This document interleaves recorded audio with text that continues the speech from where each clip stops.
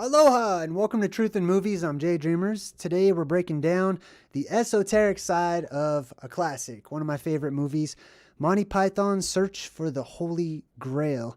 It's good to see everyone in the chat. I hope you guys have a good time today. We're going to have a good time. We're going to laugh at some funny stuff, but we're also going to take a few things very seriously as we dive into esoteric symbolism, as I see it, as it's shared with us in the movies. So let's jump right in. There's a lot, actually.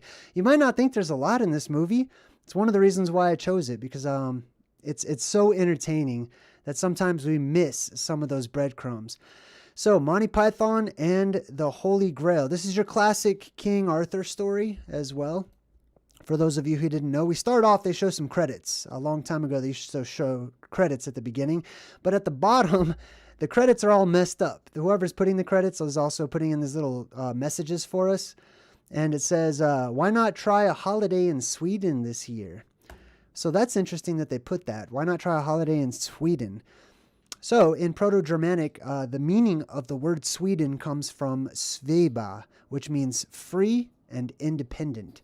Just in case you were wondering about the origin of the word Sweden. Now check this out.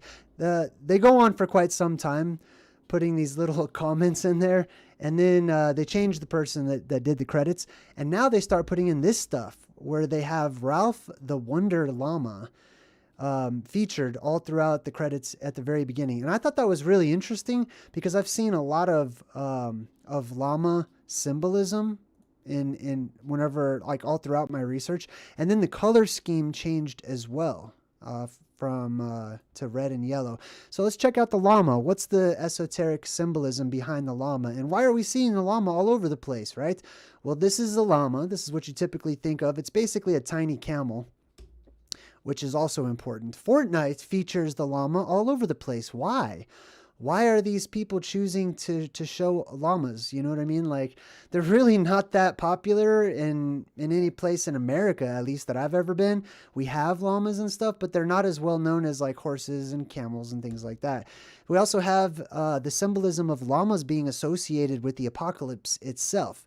This is from a video game. You can see all the llamas fighting against some sort of robot there. And it's called Vicious Attack Llama Apocalypse, which reminded me of the movie called Llamageddon, where they feature llamas once again. And the llamas are like basically plasma possessed. It looks like they've got the red eyes and stuff, and they're attacking people. We also saw the llamas when we broke down the movie The Color Out of Space. The Color Out of Space with Nicolas Cage also featured some llamas that were hit by plasma and mutated and changed. So let's check out the word llama. Now, if you take a look here, I'll shrink it down for you. It says llama is a woolly-haired South American ruminant, relative of the old world camels.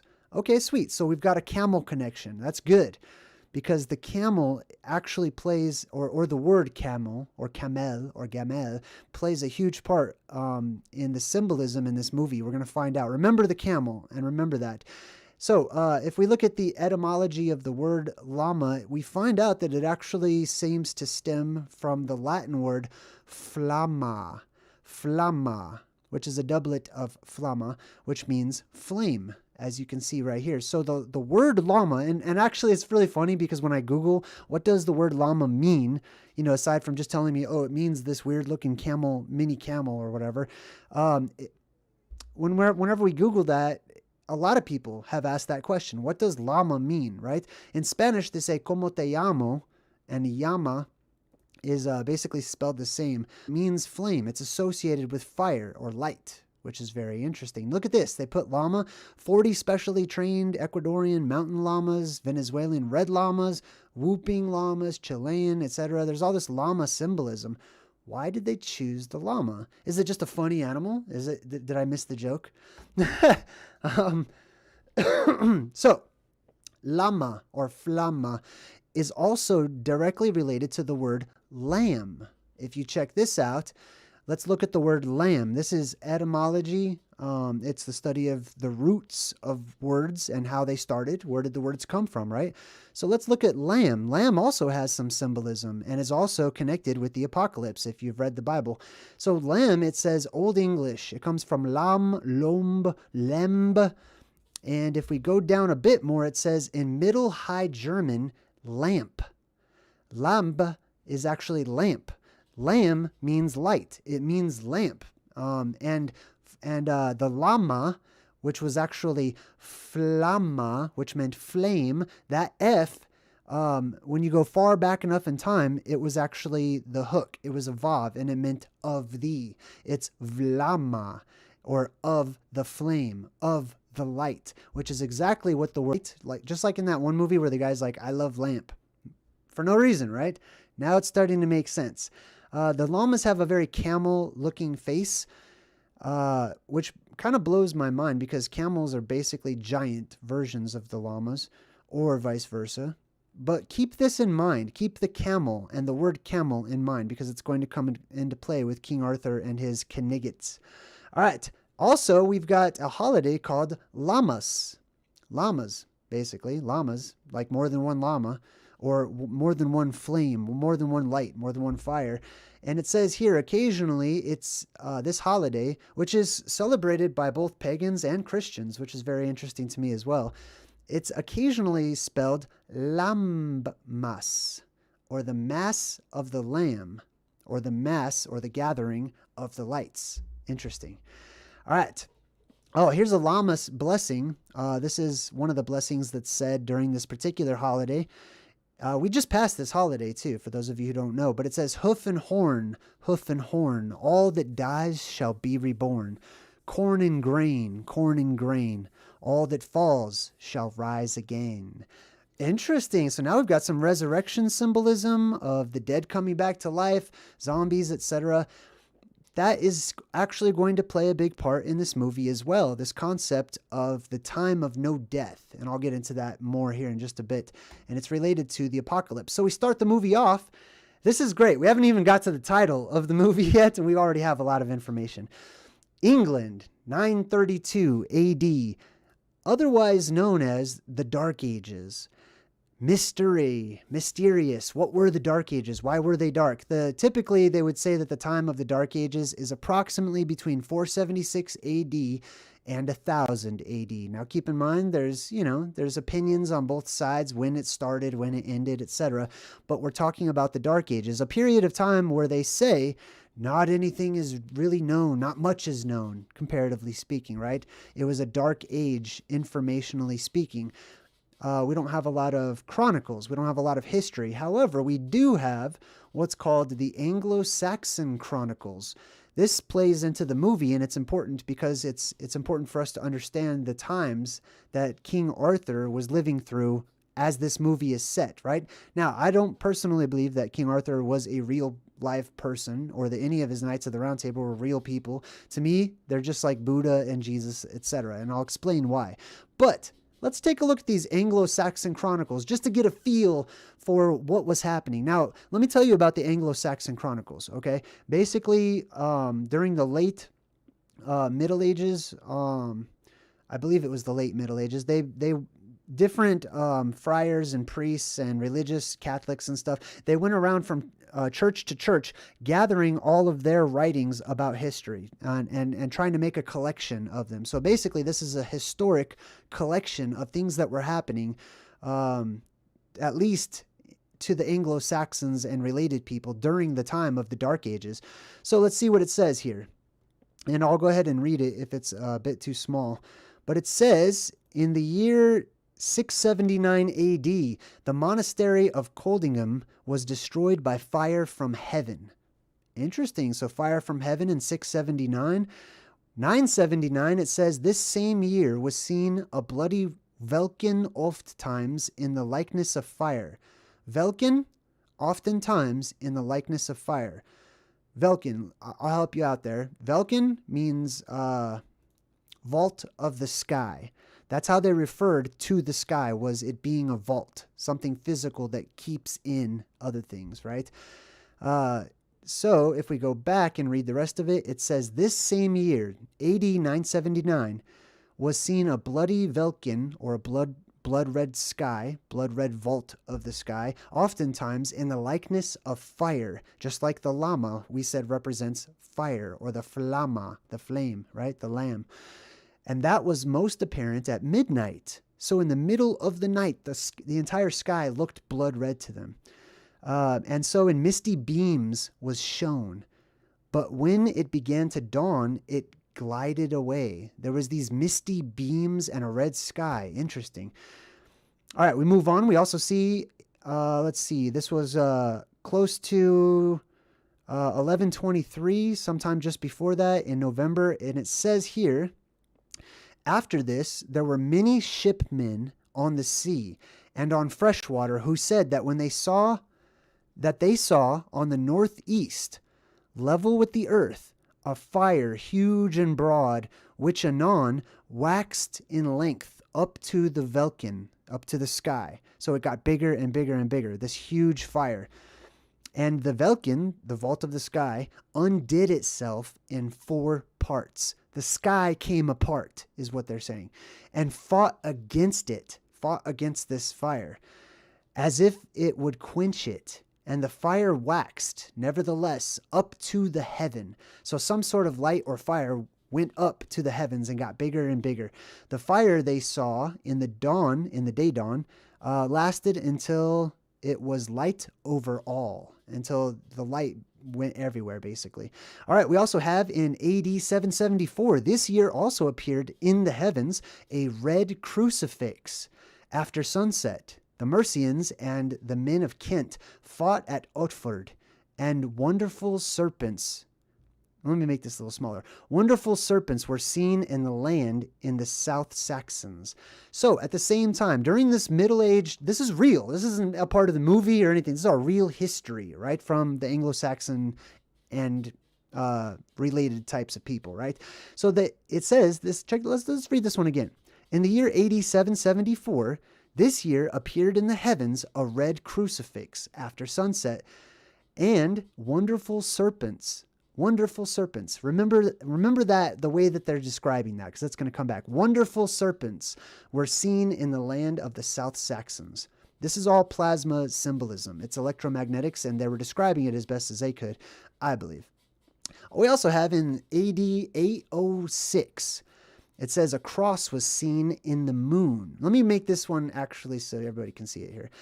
A cross was seen in the moon on a Wednesday at the dawn, and afterwards during the same year on the 3rd day before the calends of September, a wonderful circle was displayed about the sun. So we've got another cross or crucifix or some sort of cruciform appearing in the sky as a light. This one right here, I'm going to make it bigger so I can read it to you. This is AD 975, so we're still towards the end of the Middle Ages. Well known to me in Mercia, then, how low on the earth God's glory fell on every side. So the glory of God, which is akin to light, essentially, some sort of heavenly cosmic light, right, fell down to the earth, low onto the earth. And it says, chased from the land, his servants fled. So this light freaked people out, and they were scattering about. They were running and losing their minds. Their wisdom was scorned. Much grief to him whose bosom glowed with fervent love of great creation's Lord. That's pretty interesting. Let's see what else happened. This is just to give you a background, right? Just to get an idea. What were the Middle Ages like? We're reading the actual history of it right now. This one I'm going to make bigger so I can read it for everyone. Let's see. So it says here, this was AD 1106. And it says, some said that they saw more of such unusual stars at this time, but we do not write more fully about it because we saw it not ourselves. So they're saying that a lot of people saw like really unusual stars around this time, but they didn't see it themselves, but they heard that so many people saw it that they wrote it down. On the night preceding the Lord's Supper, that is, the Thursday before Easter, were seen 2 moons in the heavens before day. the one in the east and the other in the west. Both of them were full, and it was about the 14th day of the moon. This is an actual historic record of people having witnessed and seen Fopow, 2 moons in the sky, which blows my mind because personally, on a personal note, I had a dream when I was a kid, or I'm sorry, I have a memory from when I was a kid of seeing 2 moons in the sky. And then I tried to, talk about it with my mom when I was a little bit older, and she just thought I was dreaming about it or whatnot. But this is really interesting that people saw 2 moons in the sky. When was this? So that let me share so you can look it up. It was in AD 1106. So check that out. It's pretty interesting stuff. Also in 1131, this year after Christmas, on a Monday night, at the first sleep, was the heaven on the northern hemisphere, all as if it were burning fire. Oh, so the all who saw it were dismayed as they never were before. Okay, so 1131, all of the sky set on fire once more, and people were very upset about it. Excuse me, real quick. I forgot to turn the phone off. 1 second. Yeah, good job, phone. Good job. You're supposed to be off. Why is this even talking right now? Turn off. No, turn off. Okay, sorry about that. My mind is a little blown because I did not have YouTube on my phone and it started playing my video without YouTube even being on at all. It was not open. It was crazy. Anyways, that was really weird. All right, so let's move on. All right. AD 793. This year came dreadful forewarnings over the land of the Northumbrians, terrifying the people most woefully. These were immense sheets of light rushing through the air, and whirlwinds, and fiery dragons flying across the firmament. So, let's see if we have another one. We do not. All right, cool. Why did I share that with you? 1, it's interesting. 2, most people have never heard about that side of history before. 3, I believe that we go through these different time periods where the sky is blue and where the sky is red. Or, at the very least, where we have energy that is, our world is lacking energy. The energy is dwindling in our world. And then we have times when that energy fills up and the entire world fills with energy. So much energy that it makes the world an altogether different place than what we're used to. It makes it more magical, basically, which allows for really interesting things like knights fighting monsters and heavenly lights in the sky. It's a lot of energy and energetic phenomenon. So that's the time that we're looking at. Now, when the movie starts, we have a mist. We have a fog that's about the land, right? And I talk about the mist and how the mist appears worldwide during this time of magic. And that's because the world is depressurized and the sky, our atmosphere, is pulled apart. Rapid depressurization pulls apart the atmosphere and it creates fog instantaneously, creates mist worldwide. Now, let's take a look at this. We've got King Arthur. He's riding up. He's in the mist. He's in the fog. And there's this deal over here. There's like this pole and a circle and what looks like a person up there. Is it time to check that out yet? No, it's not. I will come back to that. But remember this. You see that? The circle and a pole, a beam coming down.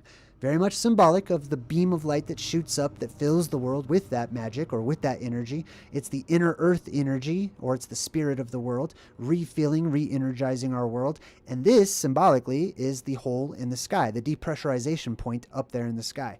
We'll come back to that, though. I'm gonna teach you guys a lot about what that actually was.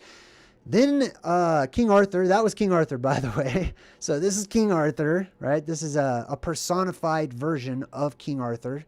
So I'm going to get into who King Arthur is in a bit. Then we come to this castle. Now, King Arthur is basically on a quest, and he's going to these various castles to try to recruit people to go on his quest to find the Holy Grail.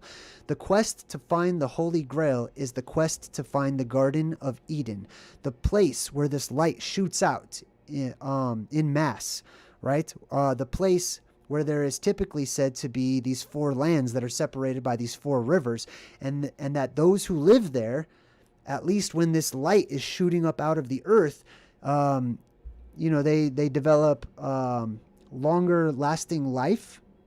Actually, let's talk about the time of no death. Basically, there is a time, I believe, when the world is so full of energy that it is difficult for animals and people to actually die, right?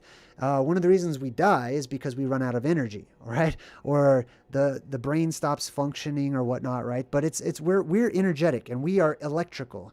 We are electromagnetic. And the more energy that we get, the more energized we are, the more vital we become, the more vitality we inherit, right? And the less energy, by extension, the quicker we age, the shorter we grow, etc. All right. So here's this castle. They come up to it and they say, "Who goes there?" And he goes, "It is I, Arthur, son of Uther Pendragon." So let's figure out who Arthur is real quick. What does Arthur mean? If we look up the word Arthur, it comes from the Welsh Arth, which means bear. It's a cognate with the Greek arctos. Interesting. Arctos. Do you see that right there? Arctos. That's just like Arctic, essentially. It means strong arced. The Latin ursus, and then it says, see the word Arctic, because it's directly related. Well, that's interesting. King Arthur's name is directly related to the Arctic itself, which is, according to my research, where this ancient land of Eden or paradise or whatnot, where these 4 lands were located, where the Rupus Negra mountain or the plasma volcano was said to be, essentially. Let's study some more. Now, if we go to the root of Arthur, it's 2 words. We're going to break it down, okay? Ar, or har, possibly, and Thor, or Thur. Let's start with har. It says here, the parent root, or the main root word, ar, or or, is the root of the word or, which means light. So or means light. That's why we get aura, or aurora, things like that. They mean light. Hence the possibility of illuminator, light bringer, and teacher, one who illuminates. The parent root har is the Hebrew word for hill, mountain, and lofty. So it's not just something that's like a high mountain or a tall mountain, but something that jets up out of the ground. All right? Very tall, very steep, which is exactly what Rupus Negra is said to be. It's said to be steep black cliffs, essentially, at the middle of the world. So his name could have been Ar-Thor, meaning light of Thor, whatever Thor is, or Tur, we'll talk about that, or Har-Thor. Har means mountain, Ar means light, right? They're not sure which one it is. But let's get some more context and look at the rest of his name, Ar-Thor. Tor, as we've talked about in a few different breakdowns in the past, means a high rocky hill, not just a regular hill, a high hill and a rocky hill. Tor, also rock, crag, said to be different than the word Tor, which means tower. I disagree with that. I believe that they're absolutely related and one and the same word, actually. So a Tor, a tower, a high tower, a tower of light, or a tower of a mountainous tower. And this is what Arthur's name means. So Thor, same exact word, right? Thor, the god of light. Now check this out. In the God of Thunder, or whatever the next movie is, right? They have Thor standing on top of this, symbolically, the plasma volcano with the blue beam or the blue electricity, light, etc., shooting out of it. That is Thor. That is the tower. That is the Dark Tower, right? If you're into Stephen King and stuff, the Black Tower, the Black Mountain, Rupus Negra, etc. All right, so he's talking to this dude, and he's totally not, he's not getting anywhere by talking to this guy. There is a French version, right? This is not the French guy. This is somebody else. But he's like, hey, where'd you get the coconuts? Because King Arthur is not riding a horse. We're going to talk about that as well. Not right now, but in a bit. So instead of riding a horse, they have a guy who's clapping coconuts together, going, making it sound like that he's on a horse, but he's clearly not. I believe that that is also very important to the storyline. We'll talk about that soon. Where'd you get the coconuts? Why are they featuring coconuts as well, right? I would like to look into this more because the word cocoa and many different derivatives of cocoa or caca or chacha or churcha or all of these different similar sounding words continuously come up in my personal research and studies, right? So if we take a look at this word cocoa, you see that word right there? It says cocoa, a grinning or a grimacing face. Essentially, it's an odd-looking face or a face with a strange expression to it. Let's get a little bit deeper. It says the etymology, Italian from the Spanish coco. The fruit was originally referred to by the Spanish equivalent of croque mitena, or the boogeyman. So cocoa actually comes from, or cocoa, like the cocoa nut, comes from this, which means boogeyman, which is interesting, due to the spooky face-like appearance of the 3 dots at the end of the shell, which developed in cocoa. Okay, I mean, I'm not scared of it, but whatever. As in English, the fruit was originally referred to as cocoa in the 16th century, but in the 17th, as in the English, it became usual to refer to it as a nut. Well, that's interesting. Cocoa also is exactly like cuckoo, right? Somebody who's crazy, somebody who's extreme or eccentric or wild or out there, right? This is all tying in together. Nut also means crazy or cuckoo or insane, right? Somebody who's eccentric, a nut, you're a nutter, the nutty professor, etc., right? Now the sound, coco, the original sound comes from this glyph right here. It looks like a ladder that's sideways right there. This glyph is the equivalent of the number 8. We talked about this when we broke down Back to the Future. It is the chet. Chet. It's ch or k in modern American English, right? We have taken this word, which is a guttural at the sound of the throat. It's a ch sound, and we've turned that into ch, k, and other variations, right? If you say 2 of them together, you create the number 88. So for all of you who are wondering what the 88 symbolism is, it is this symbol twice. What does this symbol mean? It means a separator, an enclosure, something that protects, something that keeps in, a tent wall, a divider, right? So there's 2 dividers in a row gives us 88. Those who are from those boundaries, okay? There's 2 boundaries. Let me back up just a little bit, okay? If we study ancient history and we look at the myths and the legends, it is said that in the westernmost portions, the furthest western parts of the world that we live in or on, that there were these boundaries where you could go no further, or you could go further, and it's basically like you were entering into another world, right? They were known affectionately as the Pillars of Hercules, and I did an entire video on the Pillars of Hercules. I believe it's in my Plasma Apocalypse playlist. But these are the boundary markers. You have 2 of them together, and it represents it. Anyone that comes from beyond those 2 boundaries, right, which are on either side of the mysterious island, right? In the middle of the island, you've got that main beam of light that shoots up. On either side of the island, you've got an anode and a cathode, which are really mountains acting as an anode and a cathode for our world. Anode and cathode are electrical terms where one shoots out energy and one receives energy, right? The anode receives the energy from above. That's why it's called onode or anode, right? The one that shoots out the energy is the the cathode, right? And those are the 2 boundaries. Those are the 2 barriers. Now, if you go back even further, this is the Paleo-Hebrew, aka the Phoenician. They drew it like this. This is what that glyph for a boundary marker looked like. And that is called the chet. Now, kek is how that would be pronounced, essentially. Kek. Right? Now that turned into many different words, like the word for a chicken, right? Which sometimes we would call a cock, which is a rooster also. And it says that it was spelled just like that. There's various spellings of it, but we have a lot of K's and double K's. sometimes even a triple K just to help with the pronunciation. But this is where the word chicken comes from, right? It's a crazy animal, right? Just like you see in Moana. I mean, it's not a crazy animal. It's not, chickens are not crazy or anything, but this is how we describe anything that is foreign, essentially. It's crazy. It's out there. It's kooky, right? It's weird. It's strange. So that's why in Moana, this chicken was named Hehe, like chicken, but it's pronounced in a more ancient way, the original way, which is at the level of the throat, right? Hehe. That's the chicken's name, the crazy chicken, right? All right, so that's enough about that. Let's get back to King Arthur and this. They feature it again. There's a pole, which is the blue beam symbolism, the rod god that I've talked about in many videos, and the circle. But there's a person on top. What is this and what's going on?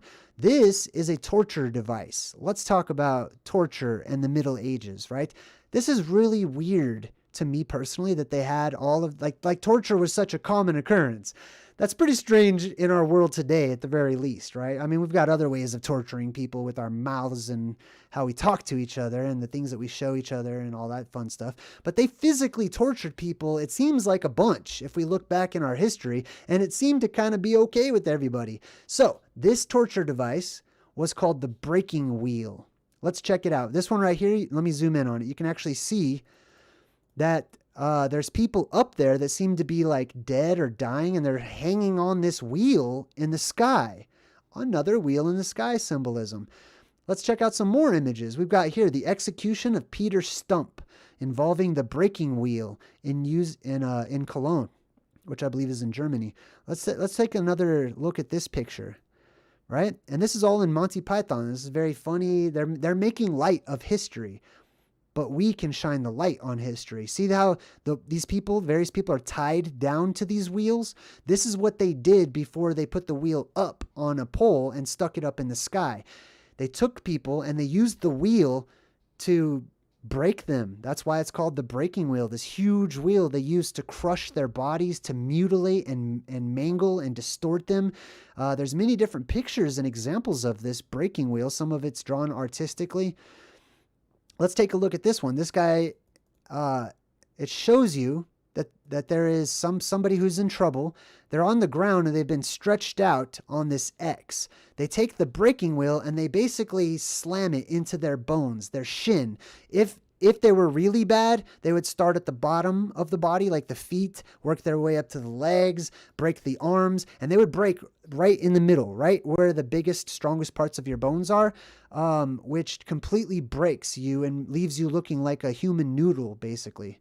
So they took the breaking wheel, they would break most of the major bones in the arms and the legs, and then they would thread the body throughout the wheel, right? Just sort of threading it into the wheel, tying it so that it would stay on there. Then they would stick the wheel onto a pole and put it up into the sky, you know, as a warning to people or whatever. I don't know. It's insane. So here's another image. They would tie people down and literally just break them with this giant, huge, heavy wheel. Isn't that insane?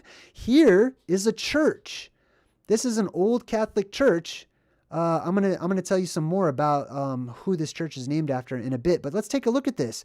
They have the breaking wheel as a stained glass window, and this guy right here, let me tell you a story about why they made this. Okay, this is really interesting.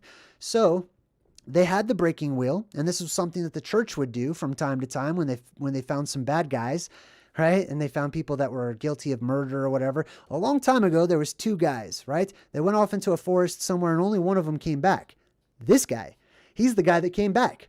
And they're like, "Where's the other guy?" And he's like, I don't know, man." And they're like, "Oh, you killed him." Right? And they basically called witch, and they accused him of murder. So they got out the breaking wheel, mangled his body, stuck him onto the breaking wheel, and a little while after he died, the other guy comes walking out of the forest like, "Whoa, hey, what's going on?"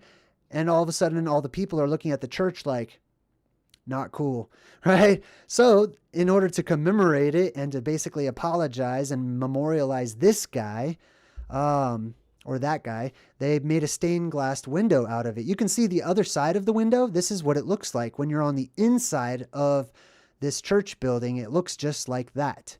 This is the wheel in the sky, the all-seeing eye symbolism that I talk about, the depressurization point at right above the North Pole, where the North Star is today.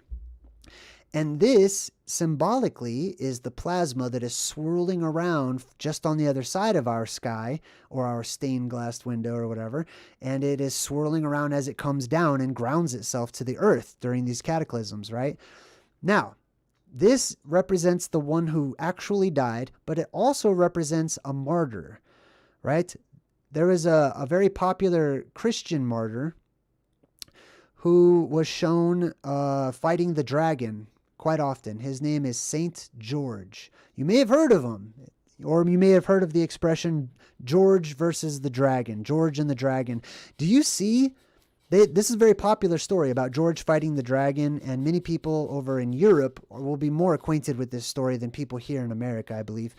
But look at it. George is always, almost always, fighting this dragon with a pole, with a rod, with a spear, with whatever you want to call it. Okay, this is the symbolism of the plasma streaking down from above and those beams of light, those sky beams coming up out of the earth, and what seems like they're destroying the plasma, because that's the signal that the apocalypse is over, and that plasma from above is cut off by the electromagnetic barrier that goes back up after the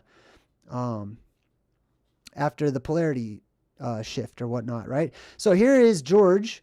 Here is his lance, his staff, his arrow, his pole, his whatever. You know, people use different descriptors for it, but it's a straight line, and that straight line is seen as being the ultimate weapon. Saint George, he came from one of the most venerated, or he became one of the most venerated saints and megalomartyrs in Christianity. Now, a martyr is somebody who basically dies for what they believe in, right? I didn't even know there was a such thing as a megalomartyr. Like, they're super martyrs, basically, right?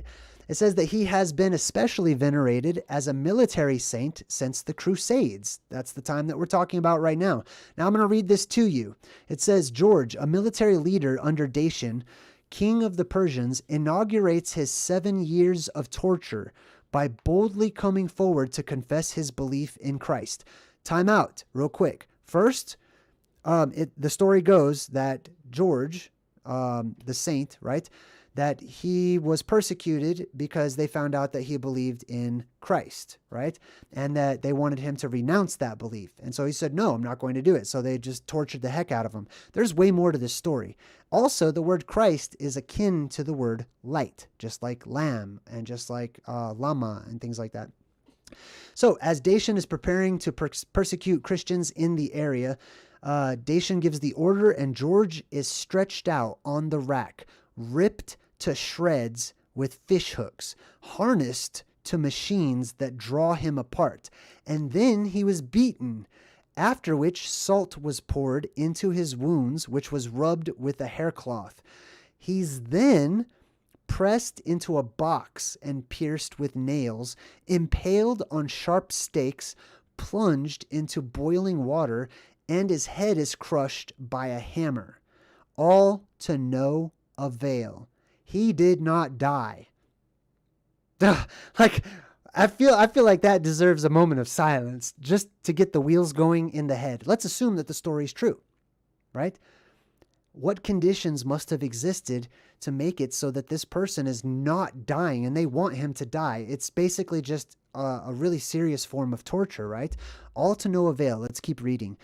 God comforts George in prison and informs him that he will die 3 deaths before entering into paradise. Dacian, confounded, summons the magician Athanasius, who shows his mettle, that means like courage, by splitting an ox in half. So this magician of the king is like, no problem, I got this, dude, watch what I can do. He splits an ox in half, which is all in itself very interesting, right? Splits an ox in half, and having each half return to life whole. It grew back. The ox grew back. Undaunted, George gulps down 2 portions of the magician's poison, at which point the magician confesses Christ and is summarily executed by the Persian ruler, and George is returned to prison. The next day, he is lacerated on a wheel of swords, cut into 10 pieces, and thrown into a well that is sealed with a stone. God appears with the archangel Michael to resurrect the saint, at which point the officer in charge, Anatholius,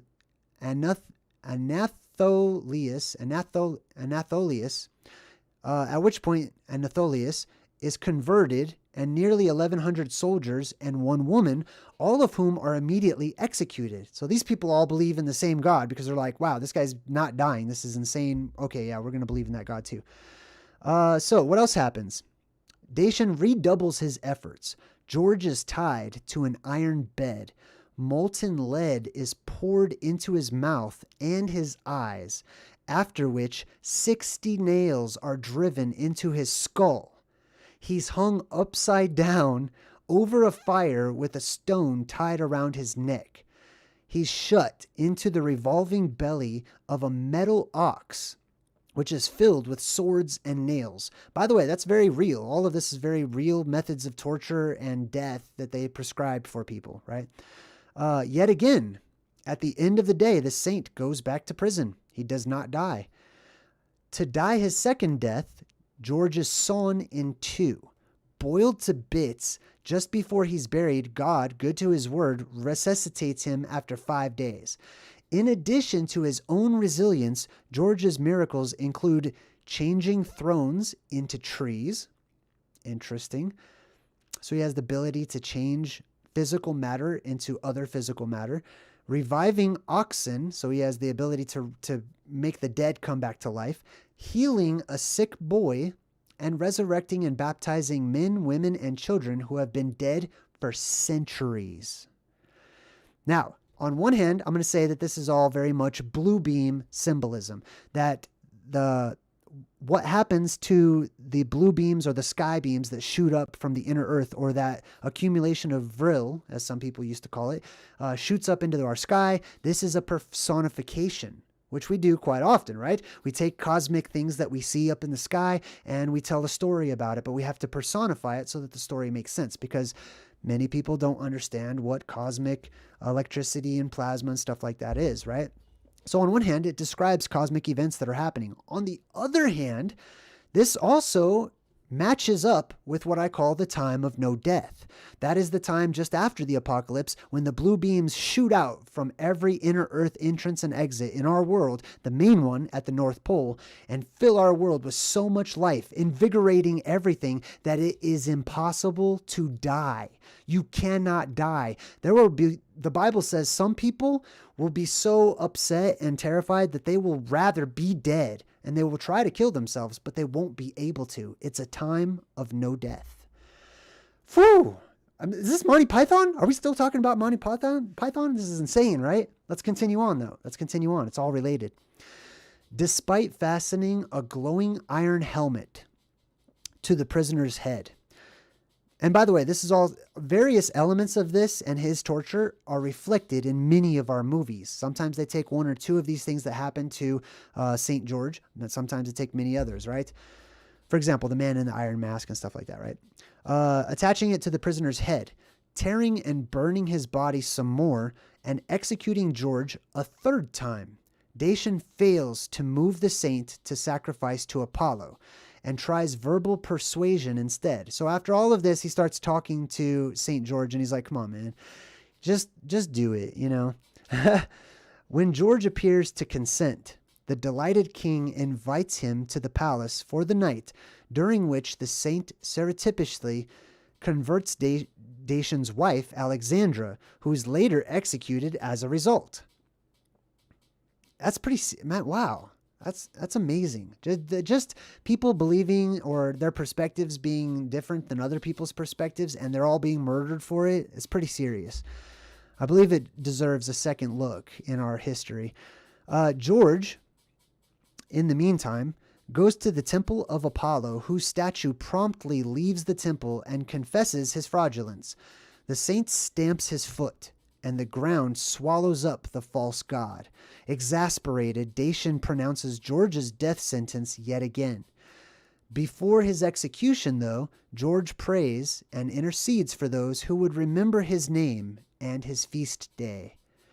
Having survived 7 years of torture and 3 deaths, he's finally decapitated and gratefully ascends to heaven. Also, as a side note, it sounds to me like St. George is Jason Voorhees, basically. Like, you know what I mean? Like, if we were to remake all of that into a horror movie, that's basically Friday the 13th, which is very, very interesting to me as well. All right, so let's go to this wheel. Let's get back to the wheel symbolism. This is called the Wheel of Fortune, right? That wheel in the sky that keeps on turning, the eye in the sky that opens up. The wheel in the sky is a prolific symbol all throughout ancient history, right? It's oftentimes called the Wheel of Fortune because it would open up and you never know what was going to happen. Different things would happen whenever this event would occur. And it would change the seasons. It would change the times, and you never knew which time it was going to be. It's also called the Wheel of Dharma. I believe that's Hinduism. Mother Shipton has a book, at least, somebody who has used the pen name Mother Shipton, and it's called Mother Shipton's Wheel of Fortune, the Wheel of Destiny, etc. And I did look into this book where it basically is a dictionary of dreams and dream symbolism, and I looked up wheel. Ominous of evil. Yes, so if you dream about wheels, wheels are not a good thing. If you see the wheels, right, that's what happens. You see the wheel in the sky opens up, it's depressurizing, everything's going to change. The whole world is going to change. Things are going to become different. The sky will turn red. The atmosphere will depressurize rapidly, causing instant fog. Otherworldly creatures can now float down into our world or come up from the abyss, etc. This is from the book Gypsy Fortune Teller, Mother Shipton's Gypsy Fortune Teller, the Dream Book. Here's another example of the cosmic wheel. Now, these are some artists' impressions, right? So many of us are studying the electric universe, or what's known as the electric universe, and how electricity or electromagnetic phenomenon plays into these ancient accounts of the myths and the legends and the stories and the old wives' tales and the nursery rhymes and everything of things that have happened long ago that we've forgotten all about. We could not figure out what they physically and actually were, because we believed that they were being literal. So we took what they were literally writing about and we internalized it in order to force it to make sense, right? But what if it wasn't all internalized? What if it wasn't all symbolic? What if it physically actually happened and these events were seen in the sky and people told stories about them, about the cosmic wheel and the pole that shoots up to meet that cosmic wheel in the sky, and that creator God or that savior type figure that is seen as sacrificing itself on the cosmic tree or pole or whatnot, right? So people have these different concepts of the wheel in the sky or that beam that shoots up to meet that wheel in the sky, which gives us the Rosicrucian cross and various forms of the Catholic cross. This is plasma discharge. This is what it looks like on a small scale. Now imagine this is the sky, and that's plasma coming down and entering into our world. Looks like an eyeball, right? Looks like Medusa's face and her hair and, all that. Here's another one. You might think that this is like some sort of Hindu sculpture or something, but it's actually not. This is more along the lines of paganism and various branches of paganism, where you can see the different holidays. Midsummer. There's Lukasa. I can't read that one that great. Beltane, I see there. Remember, Luk means light, right? Anytime you see that, you got Yule down there at the bottom. Samhain, Mabon, all deserve their very own studies. Let's go back to King Arthur and see what's going on.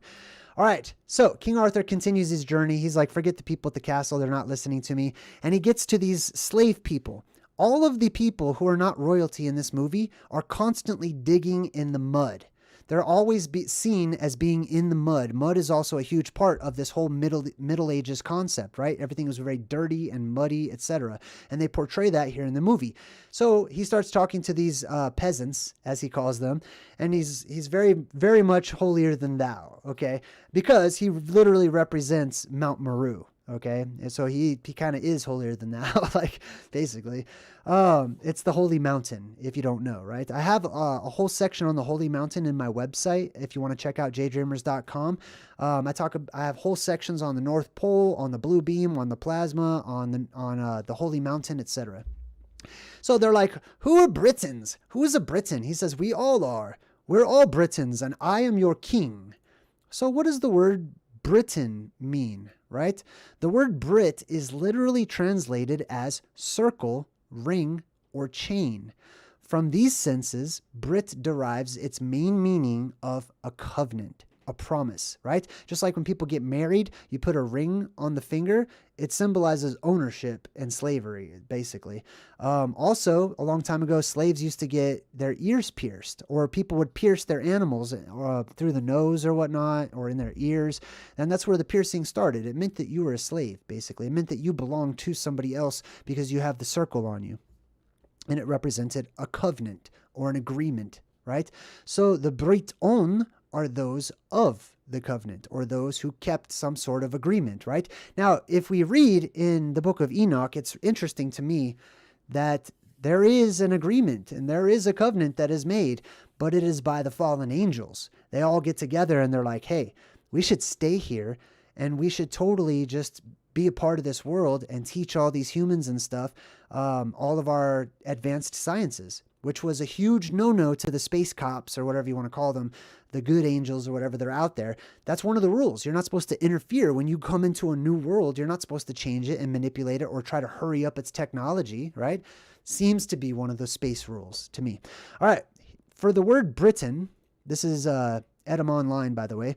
For the word Britain down here, it says in 4 BCE, in Greek, they're recorded as the Britonoi, which is said to mean tattooed people. So the Britons were called, by the Greeks at the very least, the tattooed people. Well, that's interesting too, because basically these Britons, or those of this promise or covenant or whatever. Now, I'll tell you this, those fallen angels landed on a holy mountain. It's called Mount Harmon, right? The mountain of Mon, or moon mountain, or you could say man mountain as well.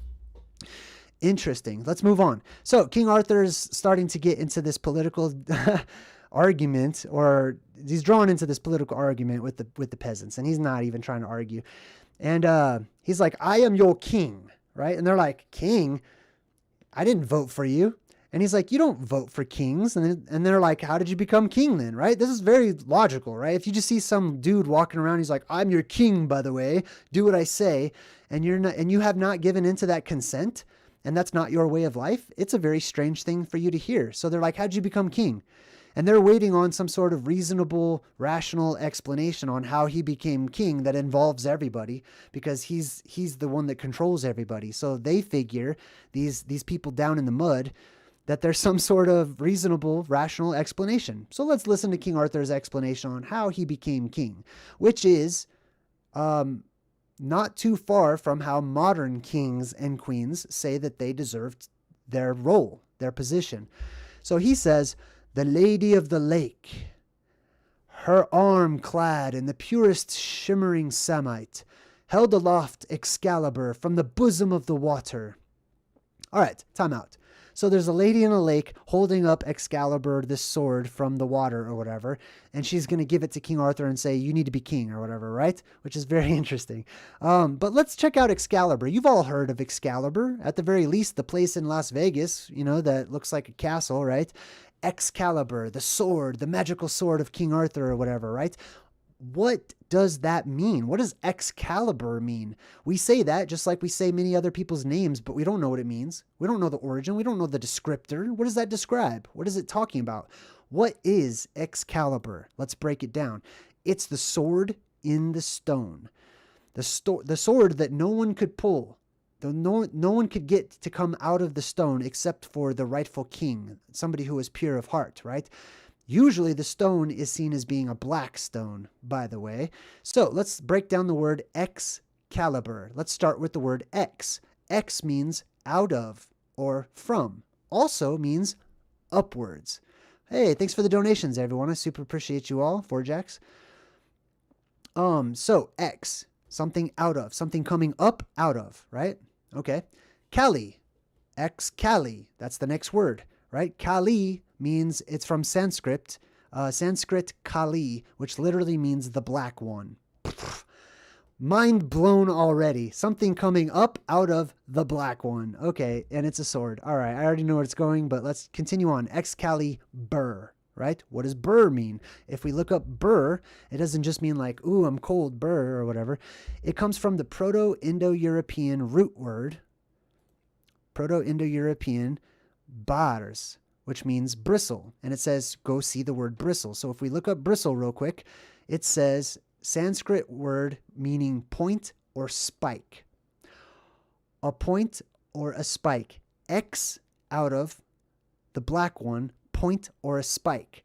So it could be described as, or I describe it as the spike or the rod from out of the black one, the dark one, which is Rupas Nigra. The dark mountain, the black mountain, the magnetic mountain, etc. Rupas Nigra, the black rock.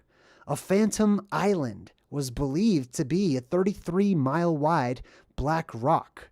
Mercator, who drew the map, described the actual plasma volcano, as I call it, as being 33 miles in circumference, which I believe is a lot of the 33 symbolism as well. This is an example, a picture of Mercator's version of Rupas Nigra. This was an official map that was used by kings and queens and commoners alike for years upon years upon years, right? And at the middle, it was accepted that there was Rupas Nigra, this black mountain, this plasma volcano, as I call it, with a lake around it, a crystal lake, a crystal clear lake, with these four lands as well. All right, so moving on. Now we have a better idea of who Arthur is. He is the mountain of Thor, or he is the mountain of light, essentially. And he was given the sword, which was Excalibur, which is this beam that comes up out of the dark one, or the black one, right? He says, so the Lady of the Lake said that I, Arthur, was to carry Excalibur, which is true. The mountain, the black rock, is what holds the sword, right? Or that beam, the sword of truth, etc. That's why the sword always destroys the dragon or pole or whatever, right? So they say, so this guy cracks me up. He goes, listen. Strange women lying in ponds distributing swords is no basis for a system of government. Supreme executive power, blah, blah, blah, blah, blah, right? That's how ridiculous it sounds when you personify it, right? When you believe the literal actual story, it kind of sounds ridiculous to physical actual people, right? So now I'm not saying that that can't happen, okay? I'm just saying that there's more context to be had for cosmic events. He says, I mean, if I went around saying I was an emperor because some moistened bint had lobbed a scimitar at me, they'd put me away. That's very good reasoning, right? That's the same reasoning that all of your kings and queens basically used. They say like, hey, I rule by divine right. God told me that I should rule over you. And all of the people are just like, okay, sure, why not? I mean, that's the very short version of it, right? All right, so Arthur continues on. He's done arguing with this guy. And there he is on his invisible horse, once again, on his missing horse, on his dark horse. Interesting, right? All right, so he's going through the forest, which is, this is an example of the magical forest, by the way. He's on his way to the Grail. Okay, so what they're doing for us is they're giving us breadcrumbs to follow so that one day some of us can go to the Holy Grail. Some of us can find the Fountain of Youth. Some of us can go there once again because this is cyclical and it happens. There are those of us who are from the Garden of Eden, the land of paradise, etc., the middle of the world, and we stay there for a time while that beam is there, and we enjoy all of the byproducts of having increased vigor and vitality, right, for a very long time. However, when that beam retracts and the world goes through another polar shift and the energy is sucked down into the earth to recharge, that's when the people there have no reason to stay there any longer. And on top of it, their population has grown. So they need to disperse. They leave. They run away, you could say, right? But one of the places that you go to when you're on your way there is this magical forest, right? There's always this magical forest. It's the forest of vitality, right? Because energy comes up and it seeps up from within the earth. Not as much as when the blue beam comes up, but still there's enough there so that people who visit this area call it a magical forest, right? So it'll have fog and mystical animals and stuff. So here is where he meets these other two knights, a black knight and a green knight, fighting each other. The green knight totally loses to the black knight. The black knight destroys the green knight. Symbolically, let's take a look at these colors, right? A green object appears black under a red light. Now remember at the beginning of this presentation I shared with you the annals, the writings, the history of the Saxons during the Middle Ages, right? Remember how they said the sky turned blood red, and how so many different times the sky was, all of the light was red. It was the cosmic fire of God. It was the glory of God coming low to the ground, etc. And they described it as being red. The sky turns red, and therefore all of the light in this world is tinted red. It's got a red tint to it. So anything that would be green during those times would actually appear black. So this symbolically is a transitional state that's being shown to us, where the green color dies symbolically because we go through a shift, and the green becomes, you guessed it, black, right? Interesting. All right, so Arthur pulls up on his invisible horse, and he pulls up to the Black Knight. Now let's talk about the Black Knight. The Black Knight basically, hold on. Okay, I'm going to get into that in just a bit. The Black Knight is a boundary marker. He represents one of those mountains. Remember those boundaries that we talked about? The Het, those the pillars of Hercules, remember? He represents one of those pillars. Which one do you suppose it might be? The anode or the cathode? I'm going to let you guys discuss that. All right, so if he represents one of those, it is a boundary. It is a marker. And that's the place where you shall not pass. And that's exactly what he says to Arthur. So let's take a look at some more of the lore. Right here, it says, the Green Knight from Sir Gawain, and the Green Knight from Sir Gawain and the Green Knight also appear to fit the trope. But in every instance of black was changed to green, except that the Green Knight subverts it by turning out to be a pretty good guy that just wanted to test Gawain's honor. So what is this saying? This is saying that there is an actual example where the Green Knight in the story of Sir Gawain did every single thing that the story of the Black Knight says about the Black Knight, which means that the Green Knight and the Black Knight are equal. They're synonymous to one another. They're the exact same. It's just that the light, the conditions in our world have changed. So now instead of seeing a Green Knight, we see a Black Knight. Also, Sir Lancelot would be the opposite of the Black Knight. He's considered to be, now don't get me wrong, there are many knights in the Round Table, in Camelot, etc. We only know of like a few of them. There are actually like probably over 100 or something. There's many. Lancelot is the White Knight. So you have a white barrier and you have a black barrier. You have an anode and a cathode. And it says here, the White Knight is a title which the famed Arthurian knight Sir Lancelot used. Lancelot, just like we have a version of this in the movie Labyrinth, which I also broke down in another Truth in Movies segment, right? We have this little skunk dog deal, and he's like, "You shall not pass. No one shall pass without my permission," right? Remember? He is acting symbolically as the same thing. He's even holding up a little pole right there. Because the pole, I believe, quite often in symbolism, is the god. It is the actual entity. And this over here is the personification of the pole itself, right? Because it's hard to personify a pole or a beam of light that just shoots up into the air. So this is one version. He would be like the Black Knight in the movie The Labyrinth. And Lancelot, her teddy bear, if you remember Sarah in the movie, her teddy bear is named Lancelot, which is the opposite. It's the White Knight. All right, so he's like, I must cross this bridge. So there's some sort of a bridge that must be crossed in order to get to this fantasy island, which has the plasma volcano. And he goes, then you shall die, right? If you're going to cross, you shall die. Many people don't know how to get across. I believe that there are barriers.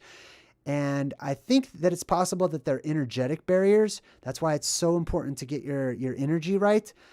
Because if your energy doesn't match the energy that you're trying to cross through, it will repel you or whatnot, right? So he goes, I move for no man.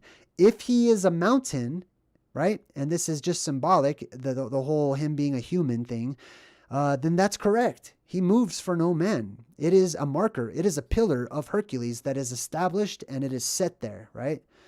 So anyways, Arthur starts to fight him. He's got to get through. He basically represents the Black Mountain at the middle, and he cuts off his arm, right? And he goes, "'Tis but a scratch." He's like, "A scratch? Your arm's off," which is really funny. I don't do it any justice whenever I do it, right? But he goes, "But the fight is mine. Oh, you had enough, eh?" So Arthur proceeds to cut off all of his limbs, right? He cuts off his arms, he cuts off his legs, and then the guy starts kicking him and calling him a chicken. There's the word chicken again, right? The caca. I mean, you could say caca, you could say cuckoo, you could say kiki. It doesn't really matter how the vowel is expressed, but it's those two hard consonants, right? The chicken. He's calling him a chicken again, the ones that run away, because there will come a time when there will be an exodus. Okay, this is where the book of Exodus comes into play, biblically speaking, when collectively people, or the light is just turned on in their mind or in their spirit or in their heart or in their chakras or wherever, and they get divine knowledge or prophecy or dreams or whatever, where they realize, I got to get out of here. There's a place we need to go. We need to make a sabbatical or a journey, or, you know what I mean? Some holy mission to go somewhere, basically a holy expedition. So he calls him a chicken again. Those are the people from the Tet, right? The Tet is also a symbol of the island in the middle. It's a circle with an X in it. It's an ancient Phoenician letter. So he goes, "Running away, eh, you yellow bastards." The yellow also plays into this, but he's running away because that's what they do. What colors can you see under a red light? I Googled this, and it says any color which reflects red will appear white. This is why the yellow comes up so much, and especially with the chicken symbolism and stuff, right? Any color which reflects red will appear white under a red light. White, red, orange, and yellow. Any color which absorbs red light, like the ocean, will appear black, i.e. green, blue, and black. Colors that reflect some red may appear like gray, purples, and some browns as well. So then we go to these monks. They go, "Pie su domine, dona eis requiem," and then they smack themselves in the face with the board. And it's funny to everybody, right? It's super. Actually, I'll tell you a little breadcrumb about myself. This is what I was for Halloween one year in high school. I walked around high school with like cardboard or something, dressed up like a monk, hitting myself in the head all day long. It was hilarious. I loved it. But anyways, these monks walk around and they whack themselves in the head. They're basically showing penance or repentance, basically. And this is not fake at all. This is not done for the movie because it's funny. They're making light of something that is real. There are actually people out there called flagellants, right? Flagellants are practitioners of a form of mortification of the flesh by whipping their skin with various instruments of penance. So not only did like and do, well, I don't know, I gotta be careful how I word that, but not only did and do certain religious people, not only did they torture and kill other people because they didn't believe in the same thing or act the way they wanted them to act, they just whipped themselves and tortured themselves for no good reason because they felt like they were just scum and bad, and you know what I mean? And what they're doing is they're emulating, okay? Because they're little programs, okay? I'm just gonna, you'll have to bear with me, okay? I believe that there are those who are spirit-filled, people who have a lot of life, a lot of spirit, a lot of energy, a lot of soul, and those who don't have very much, which are basically robots. They have the bare minimum amount of energy to run the brain, and the brain is a computer, so they need programming. They need purpose. They need to be told what their purpose is, right? Many people want to be told what their purpose is instead of finding their own purpose, right? They are essentially robots that have not broken away from their roboticness, I'll say. Where was I going with that? Damn. I'm sorry. I was off on a tangent. Anyway, so these people start whipping themselves. Oh, that's where I was going. They're emulating. They don't know what to do. They don't know what's right and wrong. They don't know what the purpose of life is, or they don't know anything, right? So they see these cosmic deities up there in the sky, right? Which have immense power to change the world and to change people, right? Physically on every level. So they emulate them. They see that there is this stick figure man or woman or whatever that arises up from the ground, initially as a beam, but the plasma starts to move and form and create pictures in the sky, like a bush or a tree or a stick figure human that's raising its arms up and it looks like it's holding onto the sky, right? And they emulate that. So when they see this stick figure in the sky, it looks like it's like contorted, or it's being tortured, or it's being hurt or stabbed, etc. They emulate that because they believe that that is their God and they need to be just like that, which is why they would mangle people with a wheel, the sky wheel, right? That wheel was the destroyer. That wheel in the sky is the eater of worlds. It's the mouth of Kronos, right? It's many different things. And that wheel, when you see it, means judgment has come.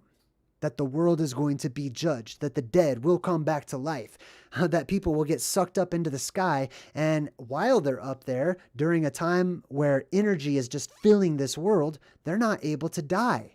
So while they're up there in the sky in the greatest tempest ever to exist, in the biggest electrical storm, and keep in mind, they're floating up into the sky, which I haven't explained a lot on this video. So please do check out my many videos about why and how people get sucked up into the sky.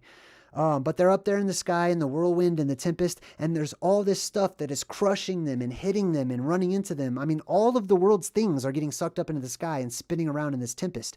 And their bones are getting broken and mangled. And then they will fall back down, some of them. Some of them will escape, and some of them will float back down to the ground. When you find those people, you know that they were caught up there because their bones are all broken and they're all mangled from all the debris that's up there in the sky. All right, let's move on. So I forgot to mention this, but at that first castle where King Arthur comes to, he gets into this argument with the guy and they start talking about the coconuts, remember? And he's asking him, he's like, where did you get the coconuts? Now, you know, that's tropical. And they start having this side conversation, which is actually really important. You think that this conversation they're having about coconuts and swallows and birds holding coconuts and stuff, like it's just some running gag or something, but it's actually a critical part of the movie that saves King Arthur at the end of the movie. And we'll show you that at the end. But right here, you see another one of the knights that King Arthur is going to try to recruit. And the people are about to come up to him with a witch. But right before they do, he's holding on to a bird and he's tied a string to it with the coconut, which is very interesting. Because he's doing scientific experiments to try to figure out if it could work or not. Okay, this guy represents mainstream scientism or academics or academia, which comes from Akkad. Akkad is basically another word for ancient Babylon, right? Some of those first cities to spring up where they had some of the first kings who ruled over everyone and told them how to think. It was government. It was controlling the mind. So he represents some of the first forms of academics. We're going to check him out and see what kinds of things he believes in. And he's like, the people come up to him. They're like, we found a witch. May we burn her, right? Just, that's it, you know, the witch trials, right? We have this today in our world today. Believe it or not, the witch hunts have begun, right? Truthers, truth seekers worldwide, anyone with an alternative mindset, anyone who's thinking differently or expanding their horizons or whatever, anyone that's going against the mainstream thought and mainstream academics or law or institution or the system of any kind are basically being called witches in our world today. People are just basically pointing at them and telling on them, like the thought police in 1984, and they're saying, this person doesn't agree with what we think. This person doesn't see things how we see them. They're a witch. Burn them immediately.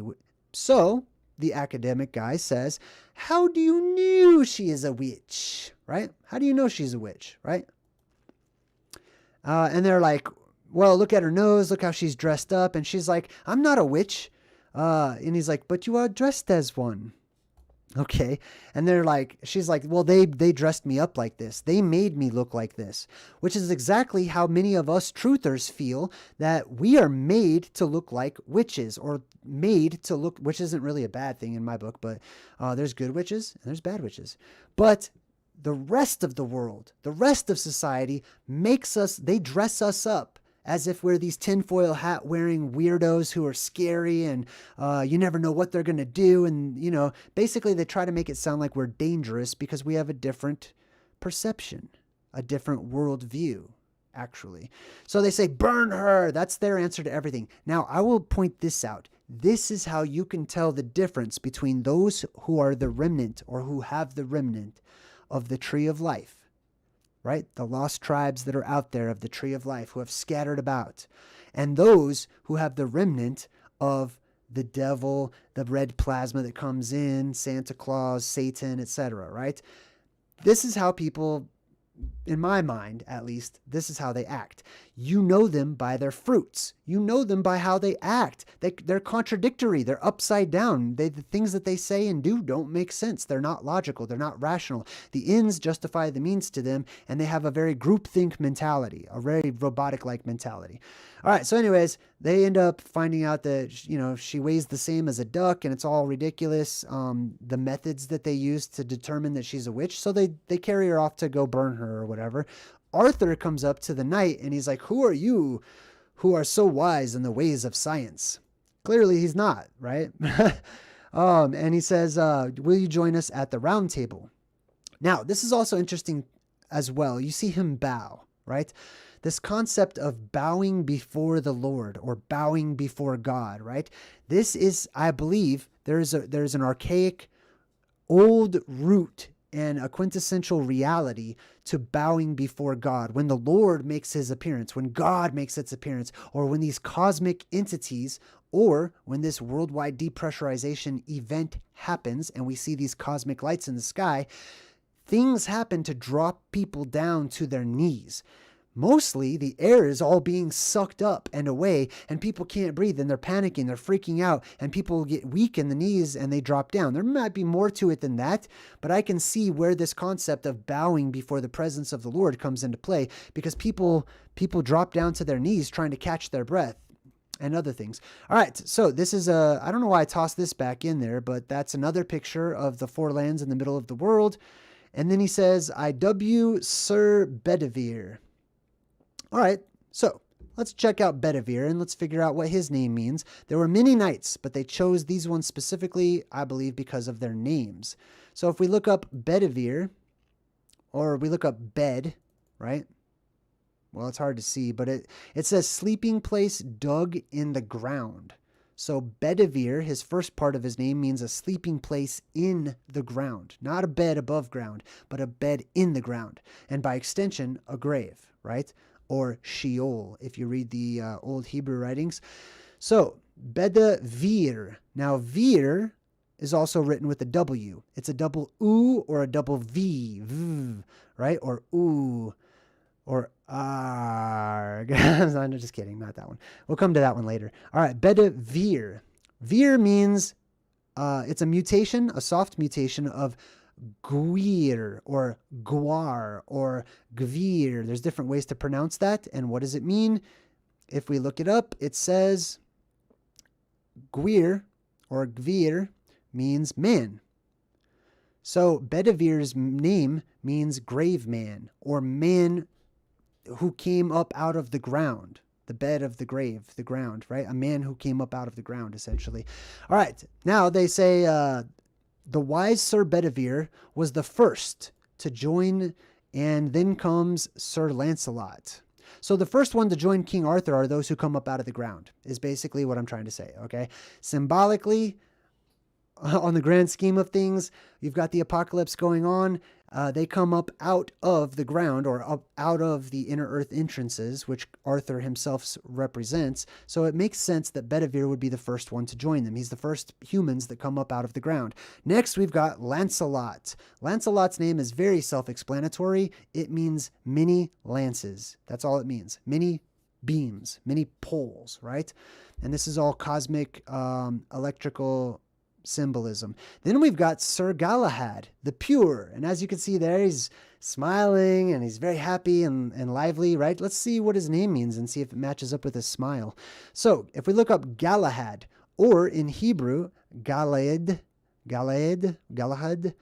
it means a cairn. A cairn is a heap of stones used as a monument.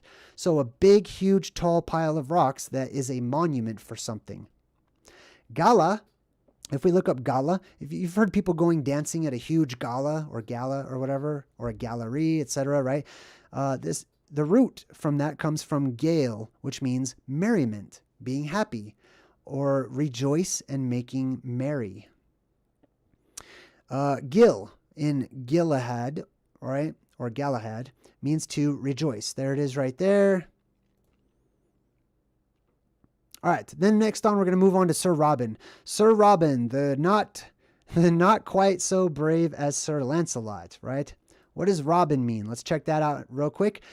Nickname of Robert, derived from the prefix rod, from Old Germanic, meaning famous or fame, and Bert, like Bert and Ernie from Sesame Street. Bert means bright. So his name, Robin, comes from Robert, which literally means famous light, right? This is all tied into the King Arthur symbolism, right? There was probably not I'm not going to say there was or wasn't. I'm just going to say I see much more evidence for the story of King Arthur and many other famous stories, whether they be religious or not, out there, being personifications of events that have happened to us in our world and how we dealt with those events. All right, so they're riding along. Arthur's talking to his scientific advisor, who says, "And that, my liege, is how we knew the earth to be banana-shaped." So this guy right here is talking about how the earth is the shape of a banana, which is pretty interesting because he represents modern academics, basically, and the smart people in his troop. Now, they get to this castle and they go, Camelot, right? Let's take a look at this take a look at this castle that represents Camelot. What do we notice? 3 distinct towers.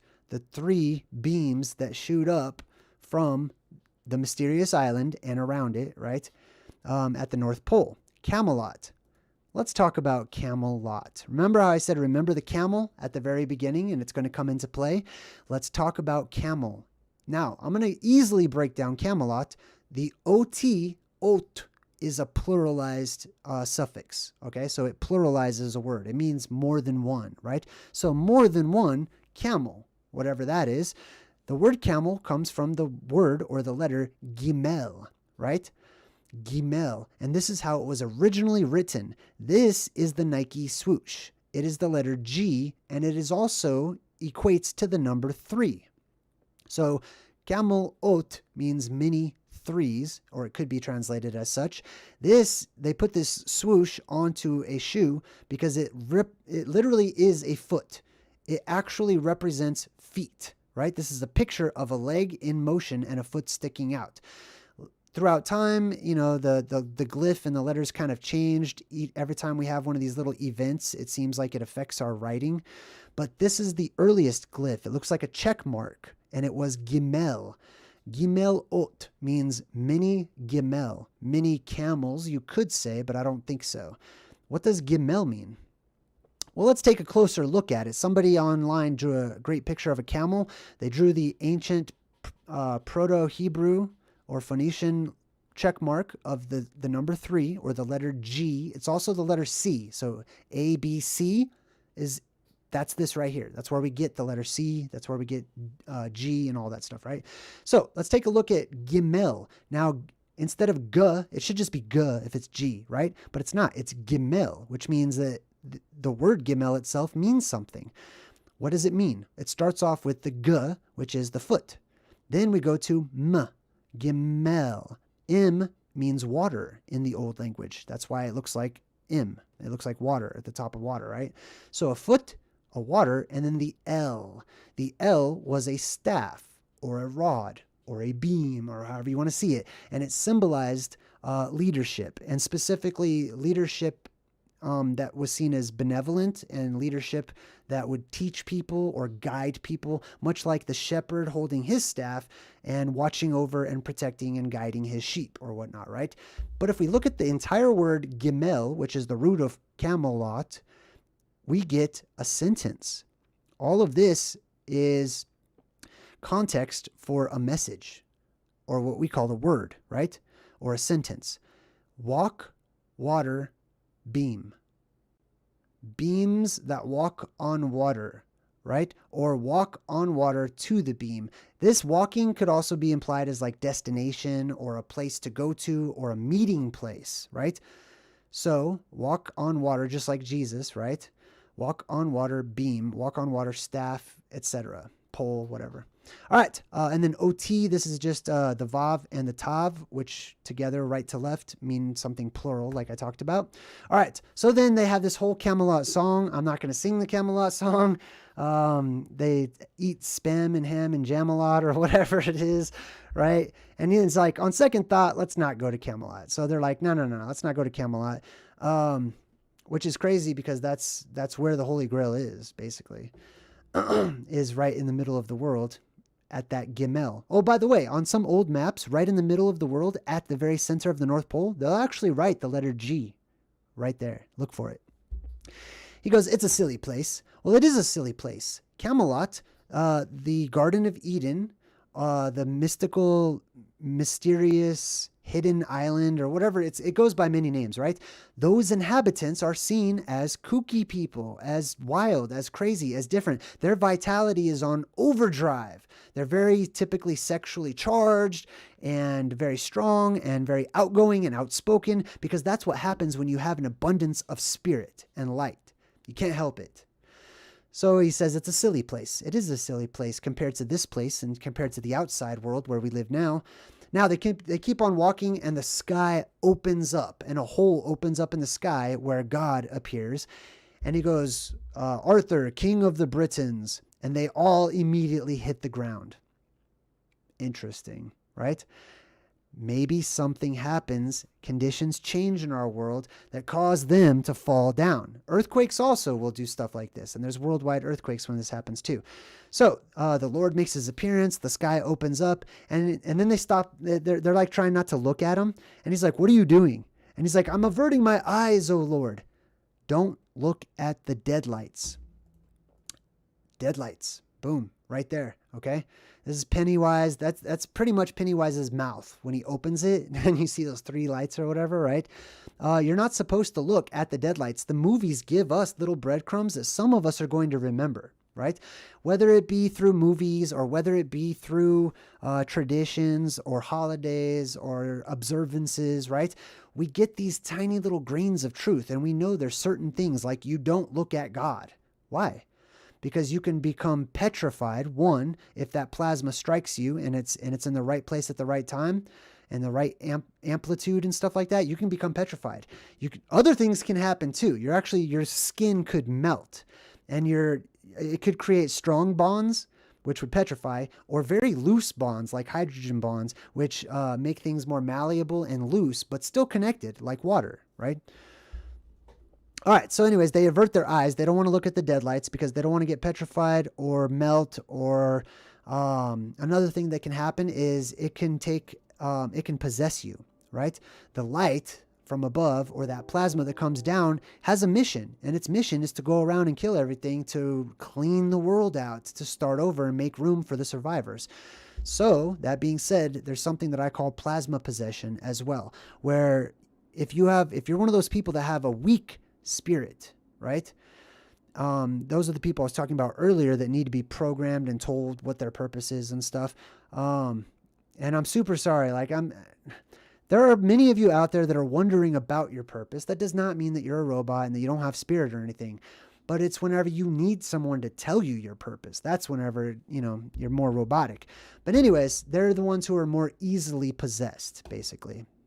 All right, so they look up in the sky, they see the Holy Grail, which is a toroidal field up in the sky, and they say, behold, Arthur, this is the Holy Grail. They need to find this. This is plasma. This is an example of actual plasma formations in a lab where it shows you how it creates a toroidal field and creates the chalice or the holy cup of the Lord, the cosmic cup, right?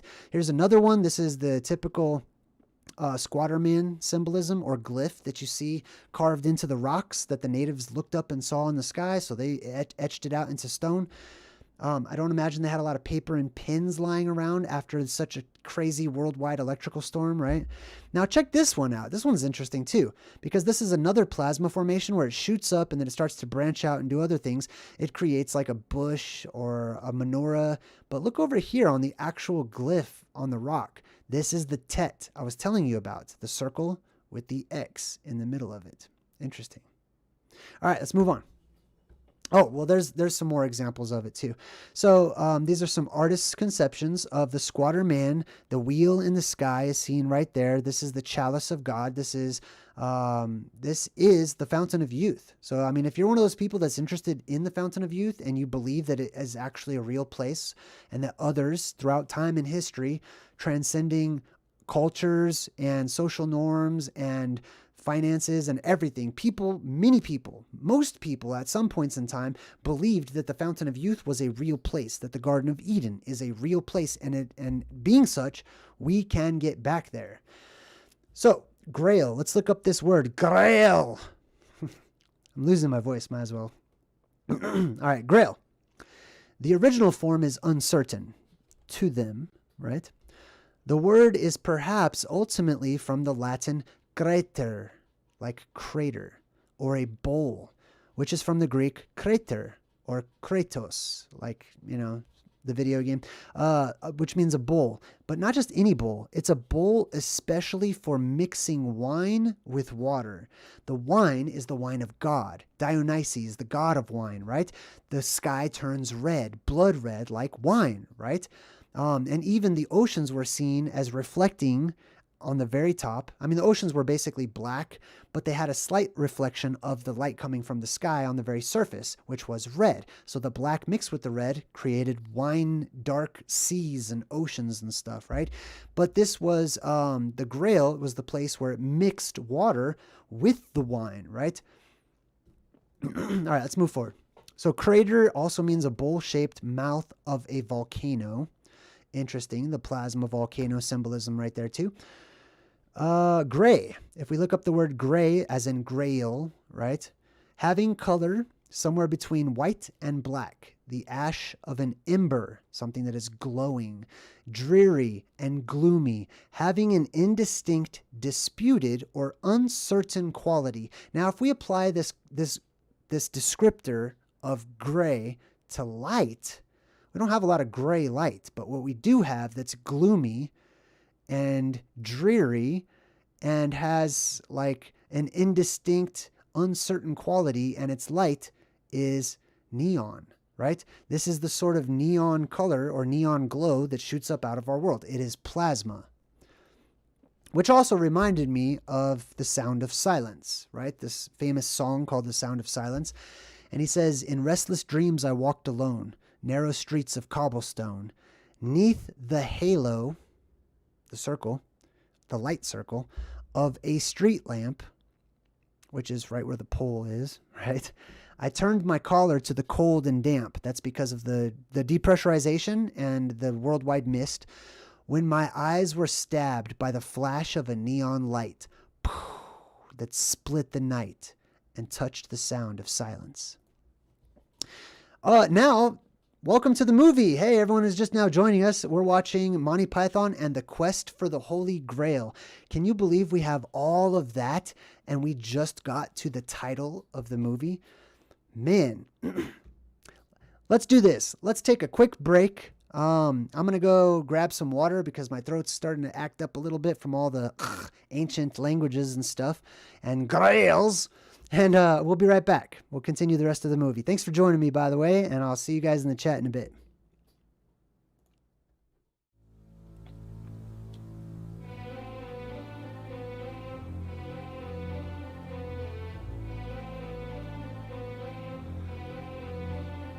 Around the world men's thoughts will fly, quick as the twinkling of an eye, and waters shall great wonders do. How strange, and yet it shall come true. Beneath the water men shall walk, shall ride, shall sleep, shall even talk, and in the air men shall be seen in white and black and even green. For in those wondrous far-off days the women shall adopt a craze to dress like men in trousers wear, and to cut off their locks of hair. They'll ride astride with brazen brow as witches do. On broomsticks now there'll be a sign for all to see. Be sure that it will certain be. Then love shall die and marriage cease, and nations wane and babes decrease, as wives shall fondle cats and dogs, and men live much the same as hogs. Pictures alive with movements free, boats like fishes beneath the sea. When men like birds shall scour the sky, then half the world deep drenched in blood shall die. Then half the world deep drenched in blood shall die. For those who live this century through, in fear and trembling this shall do. Flee to the mountains and the dens, to bog and forest and wild fens. For storm will rage and oceans roar, when Gabriel stands on sea and shore. And as he blows his wondrous horn, old worlds die and new be born. Fiery dragon will cross the sky 6 times before this earth shall die. Mankind will tremble and frightened be, for the 6 heralds in this prophecy. For 7 days and 7 nights, man will watch this awesome sight. The tides will rise beyond their ken to bite away the shores, and then the mountains will begin to roar, and earthquakes split the plain to shore, and flooding waters rushing in will flood the lands with such a din that mankind cowers in muddy fen and snarls about his fellow men. And when the dragon's tail is gone, man forgets and smiles and carries on to apply himself. Too late, for mankind has earned deserved fate. His masked smile, his false grandeur will serve the gods their anger stir, and they will send the dragon back to light the sky. His tail will crack upon the earth and rend the earth, and man shall flee king, lord, and serf. And men will die of thirst before the oceans rise to mount the shore, and lands will crack and rend anew. You think it's strange, it will come true. And in some far-off distant land, some men, oh such a tiny band, will have to leave their solid mount and span the earth, those few to count. And those surviving this will then begin the human race again. But not on land already there, but on ocean beds stark, dry, and bare. Not every soul on earth will die as the dragon's tail goes sweeping by. Not every land on earth will sink, but these will wallow in stench and stink of rotting bodies of beast and man, of vegetation crisped on land. And those that live will ever fear the dragon's tail for many years. But time erases memory. You think it's strange, but... Alright, sweet. Hey, man, that was a lot of information. So hopefully, you got some of it. If some things went over your head, feel free to rewind, go back and check it out. And you can also leave some comments too, so you guys can talk about it in the comments section. Are we good in the chat? Is the volume okay? Are you guys ready to proceed and check out the rest of the movie? Let me know in the chat if we're good. I just want to see a few thumbs up if you don't mind. That way I know the mic is working and we're good to go. Thank you so much, by the way. Man, saying Grail the way John Cleese does it, like, man, that took a toll on my throat. All right, cool. So I'm just checking out the chat to get the thumbs up, make sure that we are good to go. I got a thumbs up from Seeking Yeshua. Thank you very much. Appreciate you. Mother Dragon, hey, what's up? Good to see everybody. All right, cool. All right, sweet. Let's proceed. I hope you guys are having a good time. All right, so we move on. So King Arthur and his knights are all continuing on their journey to look for the Holy Grail. Now, here they all are pretending to ride horses. This is the part where I would like to talk about why it is they chose not to have horses. I mean, yes, it's going to make it an easier budget so that they can have more money or whatnot, but these people are all rich anyways. You know what I mean? It's not like, oh, we don't have enough money for horses, guys. Possibly. They could have done it because it's just funny to see grown men pretending to ride horses. That is also pretty funny. But there's an esoteric side. Esoteric means hidden. They are riding hidden horses. horses that you cannot see. They are also known as dark horses, something that is dark or eclipsed or hidden from view, right? Just like Rupus Negra, the black mountain, the dark mountain, the shadow mountain, oftentimes it's called. And that's the symbolism. They're riding the dark horse. Just like if you have heard Katy Perry's song, Dark Horse, she makes reference to that, even though there's no horses in that entire music video. All right, let's move on forward. Let's see. They get to, who is this? Oh, this is Brave Sir Robin, right? Brave Sir Robin ran away. He bravely ran away, or whatever, right? I love this part. Anyways, so they get to this three-headed giant, right? On your way to the North Pole, you will meet many forms of this three-headed creature, three-headed monster. Sometimes it's Cerberus, right? The three-headed dog. Sometimes it's some sort of humanoid that has like, sometimes it splits off and has three torsos and then like three legs down there and stuff. It's symbolic of what you see with the toroidal field and how it separates and stuff too. Also, they've got the hands there with fives. You see that? So let's take a look. Boom. And this is not symbolic of the actual physical giants, because it said that the physical giants had six fingers, just like the six-fingered man in The Princess Bride. This is 3 5s, which is 555, which is like in movies when you call somebody, they dial 555, which is VVV in Roman numerals, which is the Vav, or the number 6. So 555 esoterically equates to 666. Now, Robin, they're all arguing about who's going to kill him and stuff, and Robin just takes off, right? He bravely ran away. That's what they do. He bravely ran away. Brave Sir Robin ran away. And as you can see, Robin's got the chicken. There's the chicken once again. We saw that in Back to the Future a lot, too. There's the yellow symbolism, the chicken symbolism in Back to the Future, and many other places. So Robin is running away. Let's see where Robin's name comes from. Oh, we talked about this already. It comes from Hrod and Bert, which means famous light. Let's actually go back to that. So Robin, Sir Robin in the movie does not represent somebody actually named Robin or Robin Hood or Robin of Locksley or any of that. It represents an aspect of cosmic light, right? The beam that is seen as being cowardly. On one hand, during one apocalypse, the beam of light, the sky beam that comes up from the inner earth, right? It shoots up, and that is the signal that the transition is over, that the polarity shift has fully tilted the other direction, right? And that's when the light shoots up and comes out of the earth. So when it does that and it's seen as cutting off the red plasma that's coming down like sky dragons and stuff, people see the light as being the hero, the savior, the Christ, the redeemer, etc., right? But on the other spectrum, on the next apocalypse, that beam will be there for a long time. But on the next apocalypse, that's whenever we go through another reversal, and that beam whoosh, goes down. It runs away from the bad guys and the dragons and all that stuff too. So that's where you get a lot of that running away symbolism as well. Now let's go to Galahad. Galahad's on an adventure. He's out in the forest. There's a storm everywhere. It's raining. He's crawling through the mud and the muck. He looks up at this castle and he thinks he sees the Grail. It's the Holy Grail. So he's got to get to it. Runs up to the castle door. Boom, boom, boom, boom. Open the door. Open the door. Boom, boom, boom, boom. And he falls in.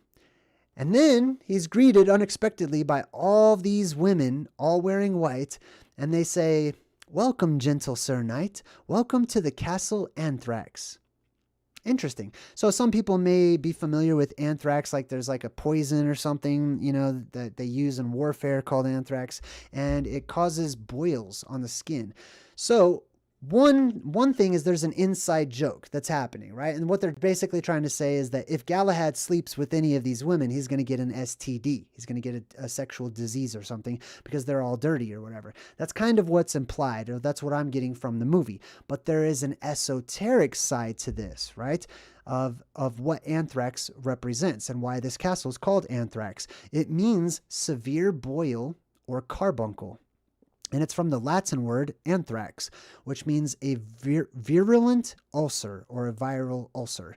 From the Greek anthrax, which means charcoal or a live coal, right? A burning coal, an ember, something that is glowing, which is also really interesting. So the boils come in during this part of the plasma apocalypse, where you have certain gases that are newly created during this cosmic wedding, right? Between the Earth that is shooting cosmic light up out of it at the existing hydrogen, ionized hydrogen that's coming down from the sky, and they're slamming into each other, creating all new gases and all new elements and stuff worldwide. You have huge clouds of different types of gases. One of the byproducts that's created is chlorine and chlorine gas. Chlorine gas, if a chlorine cloud of gas passes through your city or through your area, you will develop boils that will be painful all over your body. They used to use chlorine gas in warfare. I don't know if they do that these days or whatever, but it's what causes boils or lumps to grow on the human body, and they're painful too. So what's interesting is that there's a correlation to be found in the book of Exodus in the Bible when it talks about how the Spirit of the Lord was, going about the cities, and the Hebrews had to paint the lamb's blood on their door. Everyone else was in thick darkness, that there was this cloud basically, and there was a darkness as well, and that some people were screaming and stuff, and it said that people developed boils all over their bodies. Very interesting. All right, so Galahad's in this castle. All these chicks are trying to get into his pants. Very interesting. I believe that there's also some esoteric symbolism. For those of you who survive, right, it seems like the gods or our neighbors are space brothers. I like how the Native Americans refer to aliens. They call them space brothers instead, or sky brothers or whatever, right? They don't say aliens and make them out to be bad guys. But anyways, in Islam, it says that if you reach heaven or whatnot, right? And I'm paraphrasing, because I'm not as familiar with Islam as I am Christianity and some other things, but you get like 72 virgins or something like that given to you. I think there's something there, right? And what was it? A Boy and His Dog? I can't remember. I think it's A Boy and His Dog. It's also another post-apocalyptic movie where at the end, wait, was it?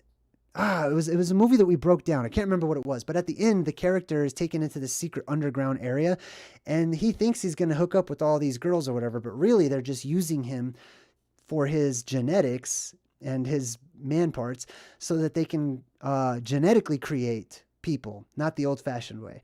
So it's really interesting. I believe that there's also some other stuff going on here as to like the difference between the population of men and women. But let's move forward a bit and not get off track. So Lancelot comes in right at the last second, right? All these girls are, Galahad tried. He tried so hard, right? This is also symbolic if we internalize it, which is okay to do too, because it's all fractal. There's always the equivalent to balance out the internal. There's the external, the physical and the spiritual, right? The energetic. So, Galahad represents the truth seeker who's on the journey to try to find the Holy Grail. He's trying to get to the middle of the world. He's trying to get to the exit point. He's trying to find the middle of the maze, right? He's distracted by all of this sexual stuff on his path, as are many of us in the world that we live in, especially today, right? Where everything is very overly sexualized. And there's many distractions. That's all I'm going to say about it, is there's many distractions for those of us who are truth seekers on that path. All right, let's move on. Okay, so Lancelot comes in, and Galahad starts arguing with him, and Lancelot's like, I saved you from peril. And he's like, it wasn't too perilous. It's fine. He wants to go back inside. And Lancelot's like, no. It's my duty Galahad says, it's my duty as a knight to sample as much peril as I can. And Lancelot's like, no. We've got to find the Holy Grail. Come on. So Lancelot is coming in representing the beams, lance, right? And he's readjusting his course. He's saying, stop getting distracted, okay? Which I believe many of these movies are telling us. Stop getting distracted, right? There's a greater purpose to our life than just reproduction and whatnot, right? So he comes in, he drags him out. He's like, no. We've got to go find the Grail, right? And it says, Sir Lancelot had saved Sir Galahad from almost certain temptation, which I feel like is really funny because I don't know if you know this, but Lancelot in the stories is the father of Galahad. So if they're actually, this is like the father and son, and the father's like, what the hell? And I almost want to see him drag him out by the ear or something. It's very much a fatherly type of thing to do, in my book at least. So it says Sir Lancelot saves Galahad from certain temptation. Then they go to this creepy, weird, old mystic guy who's talking to King Arthur and his advisor. And he says, they're trying to find the Grail, right? And they heard that there's like this wise wizard guy who knows where the Grail is. So they're asking him, the creepy guy, where the wizard dude is, right? And he says, he knows of a cave which no man has entered. Okay, let's keep that in mind. For beyond the cave lies the gorge of eternal peril. Okay, so there's a cave and there's a gorge. Interesting. Which no man has ever crossed. Seek you the bridge of death. So we have another bridge on our way to the Garden of Eden, to the middle of the world. We've got a bridge we need to cross. We've got a cave and we've got a gorge, right? He says the bridge of death, which leads to the Grail. Now, here's an example. There are many alchemical representations of the things that I'm sharing with you now, right? It's also seen all over the place in the symbolism of Freemasons, which blows my mind because people feel like it's so secret and, you know, there's all these different ideas of what these symbols mean and stuff, but it's very simple. They're all very related and they all harken back to these quintessential happenings in our world. This is one image I have found of an alchemical drawing of our world, and this is the entrance into that cave, the cave that he's talking about. I call it the Cave of Saviors. You can call it whatever you want to. It is the opening into our world, which leads into the world, into the hollow recesses underneath us. Let me just zoom in just a bit. Now, you see how they draw this too? They draw it almost like you can walk forward, but this is not. This is a top down, okay? So they're kind of playing with the positions here. But if you look, this is the opening to the plasma volcano. These are the people who are going into it. What does that say? Laumini mundi estote. Something hidden world, etc. I don't know. I'm not going to translate all that right now, but that's a picture of the entrance to the plasma volcano. Here's another example. I'm going to show you a few of these because Arthur needs to find this cave, right? This is the plasma volcano. Here are the gods at the top.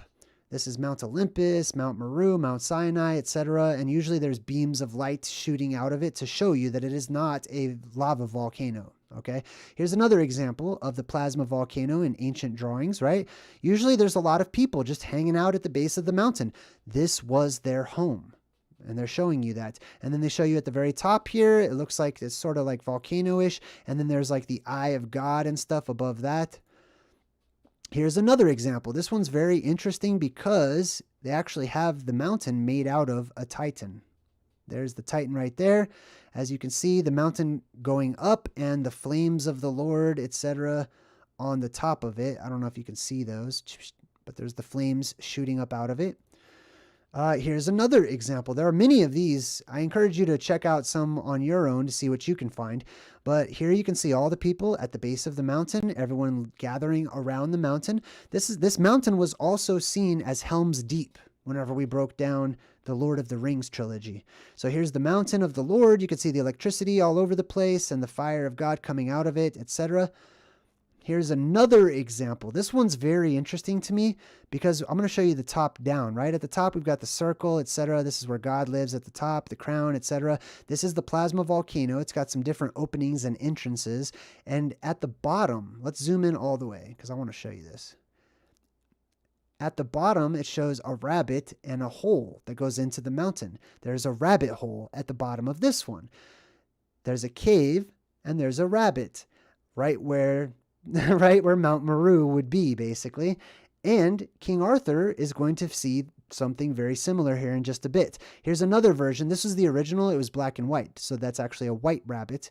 Oh, no, I'm sorry. This is a totally different one. But this one's black and white. And you can see the white rabbit in front of the little cave entrance there. So let's read a little bit from some of the Norse myths and legends of times long past. In chapter 15 of... Let me make this a bit bigger so I can see it. In chapter 15 of Gylfaginning, just as high, that's funny, this is the dude's name, just as high. This is cool. All right. Just as high says that the Bifrost. Typically, you're all very familiar, I'm sure, with the Bifrost Bridge, at least from the Marvel movies, or if you played Mario Kart, they've got the Rainbow Bridge World or the Rainbow World, Rainbow Track or whatever it's called. Same thing, right? It's the Rainbow Bridge. People commonly pronounce this Bifrost, but that's not how you pronounce it. It's beef roast. Like beef roast, like you put a roast in, like a beef roast or whatever. That's how you pronounce that. Beef roast, right? Let's read what it says here about the Bifrost Bridge or the Bifrost Bridge. This guy, just as high, says that the Bifrost is also called Asbru, and that every day the gods ride their horses across it, with the exception of Thor, or Thor, who instead wades through the boiling waters of the rivers Kormt and Ormt. So Thor is going through these rivers that are boiling, right? Might be because they're hot, might be because of other reasons. So he wants to reach this place, which is a holy well. A well, right? Like a hole in the ground that goes down that springs come up out of, right? So Thor and the other gods are on their way to a holy well. In order to get to that holy well, which is where we get the word well from, by the way. Like, are you sick? No, I'm well. We say well because we associate that with the fountain of youth, which is a spring, which is a well, which is a fountain. A holy well, a sacred well, a special well, where the gods have their court, where they meet up, where they live. As a reference, Just as High quotes the second of the two stanzas in Grimnisma that mention the bridge, the Bifrost. Gangreli asks if fire burns over the Bifrost. I'm just going to call it Bifrost, right? So somebody's asking if basically if fire burns it. So the guy says that the red in the Bifrost bridge is burning fire. Without it, the frost Jotnar, which means giants, and the mountain Jotnar would go up to heaven. If anyone who wanted to could just cross the Bifrost, they would go up to heaven. He adds that in heaven, or in the sky, or beyond our firmament, there are many beautiful places, and that everywhere there has divine protection around it. So in the many other realms out there, they also, it's kind of saying that they have their own electromagnetic barriers that are protecting them from the plasma outside in space, basically, right? All right, interesting little tidbit about the Bifrost. It also says here, during Ragnarok, let's make this a bit smaller. That's hard to see. Sorry about that. All right, during Ragnarok, the sky will split open, and from the split will ride forth the sons of Muspel. When the sons of Muspel ride over the Bifrost, it will break, as was said above. Now check this out. Muspel, that word right there, the sons of Muspel, basically means fire. So fire comes down from the sky, the Bifrost bridge breaks, and all these alien type gods and creatures and animals and stuff float down into our world. And we have Ragnarok. All right, so we continue on, and now we get to the knights who say "ni." We are the knights who say "ni." Why? Why do they say "ni"? Let's take a look at it. Maybe it's just gibberish because it's funny. Maybe there's more meaning to it. First of all, let's state the obvious. They're giant in comparison to these guys right here. Secondly, they have horns, right? So thirdly, they're in this magical forest that's got all of this mist all in it, all of this mist and fog everywhere. They kind of represent giants and the giant races and whatnot, but they also kind of represent Fantazoids as well, which are one and the same too, or they can be. Now, ni. Let's look up the word ni. Is it just something stupid that they made up because it sounds funny? I don't know. It doesn't really sound that funny to me. I mean, it's interesting, but I don't know. But ni is actually a word, okay? And it comes from nix, also another word for night. It means nothing, none, nada, zero, right? Ni, ne, and no. That's where we get our word no from. Dang, there's a little gnat. Sorry about that. From the Proto-Indo-European root word ne, which means not. That's why we call it nix, because it's not daytime. It's the opposite. It's not. It's nix. It's nothing. There's no light. But basically, ni means no. So they're saying no. They're shouting no at everybody, and it's freaking everybody out. Now, doesn't this start to sort of hit home right around the chakras, right? Where the world where we live in and everyone's yelling no at everybody? Right, let's check this out. It says here, in the northern darkness, there's a... Oh, this is really interesting. So the next word that they say is peng, right? Actually, wait, did I skip over all of that? Hold on. I'm going to break down their other words, but man, I thought I showed it. Hold on. So at first, they're the knights who say ni. Okay. Well, shoot. Sorry. I kind of messed the transitions up. But let me summarize. I'm sure you guys already know anyway. They start off as the knights who say ni, right? But then they change it. They change their name, which means they're changing like their purpose, basically. And they become the knights who say eki. What was it? Damn. Wom fudge. I screwed that up. I should have recorded it. I think I did. Let me just check real quick. I'm pretty sure I recorded it. Damn, I did not record it. What was it? Somebody help me out. What was it? I'm going to look it up real quick because I'm going to actually look up those words too.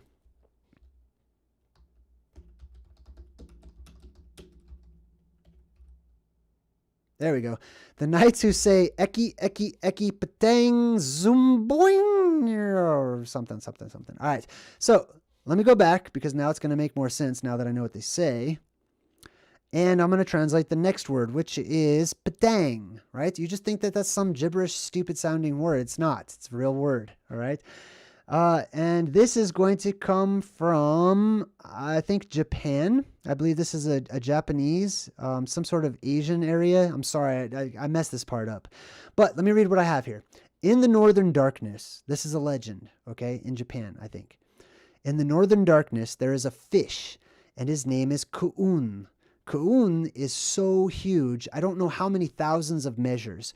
He changes and becomes a bird whose name is Peng. Right? Peng. Anyways, so Peng, is it Patang or Peng? I don't know. Anyways, back to the Peng, how big it is, I don't know, etc. But when he rises up and flies off, his wings are like clouds all over the sky.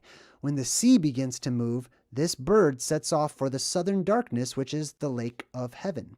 So anyways, I found a correlation. I kind of messed it up because I can't actually see it right now, and I have to do research again on that. But it has a relationship to this sky bird, just like the thunderbird, just like the phoenix, just like many other, the bluebird of happiness, and there's all these other sky cosmic birds that people see up in the sky. And then wom, ni wom, is that one of the words they say? Wom means a sound or a noise. What do they say? Hold on, I gotta look this up. Because Google's not showing me the right stuff. What is this? No, I want that. Sorry, I'll be right with you. 1 second, I gotta find this. Oh, here it is. Damn. All right, well, I'm just gonna chalk that up to my bad. I'll have to break that one down another time. But I had a lot there. The knights who say ni demand a sacrifice. Okay? So, a sacrifice must be given to the Fantazoids or to the gods or whatnot so that they can live to be that much longer, right? They have come down into this world and they are no longer immortals. They have found other ways. Oh, uncommon truth, shaman. Super, thank you. They found other ways to extend their life forces. So, they trade off. They say, we will give you technology. We will give you all this stuff. You need to give us your essence or somebody's essence. You need to give us, we want to live forever. We don't want to grow old, right? And then expiation, right? That's whenever they toss everyone in the movie The Mist, they toss them out to the Fantazoids or whatnot because of the sacrifice, right? This is where this comes from. It's all very real. So they demand a shrubbery. Why a shrubbery? It's the burning bush symbolism, right? The shrubbery represents the burning bush because that's what's going to allow them to live longer, basically, right? That's what they want. They don't care about people dying and stuff like that, right? I don't know how moral they are or what their morals are, All they care about is living longer, right? If other people die for them to live longer, fine, so be it. And that tends to be their sort of robotic-like mindset. So we skip the knights who say ni, and we move on to this guy. This is going to be the tale of Lancelot. So while Lancelot's out there running through the forest and stuff, meanwhile, we've got this king over here and his son, a very feminine son, and he's saying, one day all this land will be yours. He says, I built this kingdom up from nothing. That's because he built this kingdom after the plasma apocalypse, which explains why he looks kind of caveman-ish, and it's very, old world style looking and stuff, because they built it out of stone and rock and the materials that they had after the plasma apocalypse. When I started here, all this was a swamp. That's because the world is a swamp. Immediately after the plasma apocalypse, there are worldwide earthquakes that shake all of the ground, causing liquefaction worldwide, which causes quicksand and swampy-like areas all over the world. Not only that, but if you take into consideration that all of the world's oceans and lakes are going to get sucked up into the sky, and they will disappear, and there won't be an ocean anymore. It will just be lots of land. Lots of that land is going to start off as swampy because it was just covered in water, right? It's going to be swampland. After it dries out, a lot of it's going to become desert because it's mostly sand, right? So he says, it sank into the swamp. So I built another one. This is liquefaction that they're describing to us. This is what happens. He's describing the different stages or the different worlds that we have been through, the different epics, the different ages, right? And each time it sinks down into the earth or whatnot, right? The things that don't get sucked up, many things get sunken down because of the liquefaction. And that sank into the swamp. So I built a third one. That one burned down, fell over, then sank into the swamp. So he builds a fourth one, or the fourth world, or another world, and that one stays up, right? So Lancelot gets a message from the son, and he comes into the rescue and stuff, and he starts killing everybody. Now check this out. The king is talking about how somebody had died, the girl's father who was going to get married, and he died, and he's like, now that the father's dead, and someone's like, oh, actually, he's not quite dead. And the guy's like, I feel much better. He's like, he's not quite dead. This is something they say throughout the movie where people are supposed to be dead, but they're not. And it's a surprise. Like they totally expect people to be dead, just like the story of Saint George that we went over, where he could not die, just like Jason Voorhees, etc., right? He's not quite dead. He's getting better. This is because they exist during a time of increased vitality in our world, increased energetic phenomenon, right? Increased electrical activity in our world, increased spirit, etc. And there is literally regeneration. Your body has the ability to put itself back together and to regenerate. Your body right now has the ability to reverse, and your skin becomes tighter and softer and more vigorous. And it is the fountain of youth. It has the ability to reverse aging. And this is what you're watching. And this is what they're symbolically and in jest sharing with you. They're sharing the truth in jokes. Another time, right? Lancelot has a little horse coconut guy that helps him out or whatever. He gets shot. And he's like, brave, brave Concord, you shall not have died in vain. I'm not quite dead, sir. I think I actually could pull through. You see that? He very well should be dying and stuff. He's got an arrow to the chest, etc. But he's fine. He's totally fine. Just like earlier in the movie, there was a scene that we had skipped where he says, bring out your dead. Bring out your dead. And this guy's like, I'm not dead. And he's like, I'm getting better. He's healing. He's regenerating, right? I think I'll go for a walk. All right, so King Arthur's out on this mission to find a shrubbery for these giant alien Fantazoid Nephilim type dudes. And they start using the word ni on this old lady. They start yelling at her. They're saying ni, ni, because they want her to do something and she won't do it. So they're like, well, if you don't do it, we're going to say ni. And they continuously they emulate those Anunnaki, those fallen beings or whatever who say ni. They emulate the knights who say ni. Ni just means no. They're declining. They're saying no. They're not giving permission. They're not allowing things to happen, which is dictatorship. They're dictating, or they're saying a word that makes you do or not do something. It's magic, or it's a form of magic. It's spellcasting. So they say, one guy on a horse stops and he's saying, "Are you saying knee to that old woman? Oh, what sad times these are when passing ruffians can say knee at will to old ladies." That applies to our world today. I mean, it's funny and it's hilarious and I love it, but it's actually right on the money. What sad times we live in when people can just tell other people what to do instead of everyone having the freedom to live as they see fit. There's a pestilence upon this land. Nothing is sacred. That's the world we live in today. Nothing is sacred. All of the sacred things, or set apart things, or holy things, or important things, or things of vitality and strength and power, have been forgotten about. They've been dismissed. They've been excused as lies. All right, let's move forward. So they take the bush, the shrubbery. This dude actually makes shrubberies. He's a shrubber. And they take the shrubbery back and they say, "I like the laurels particularly."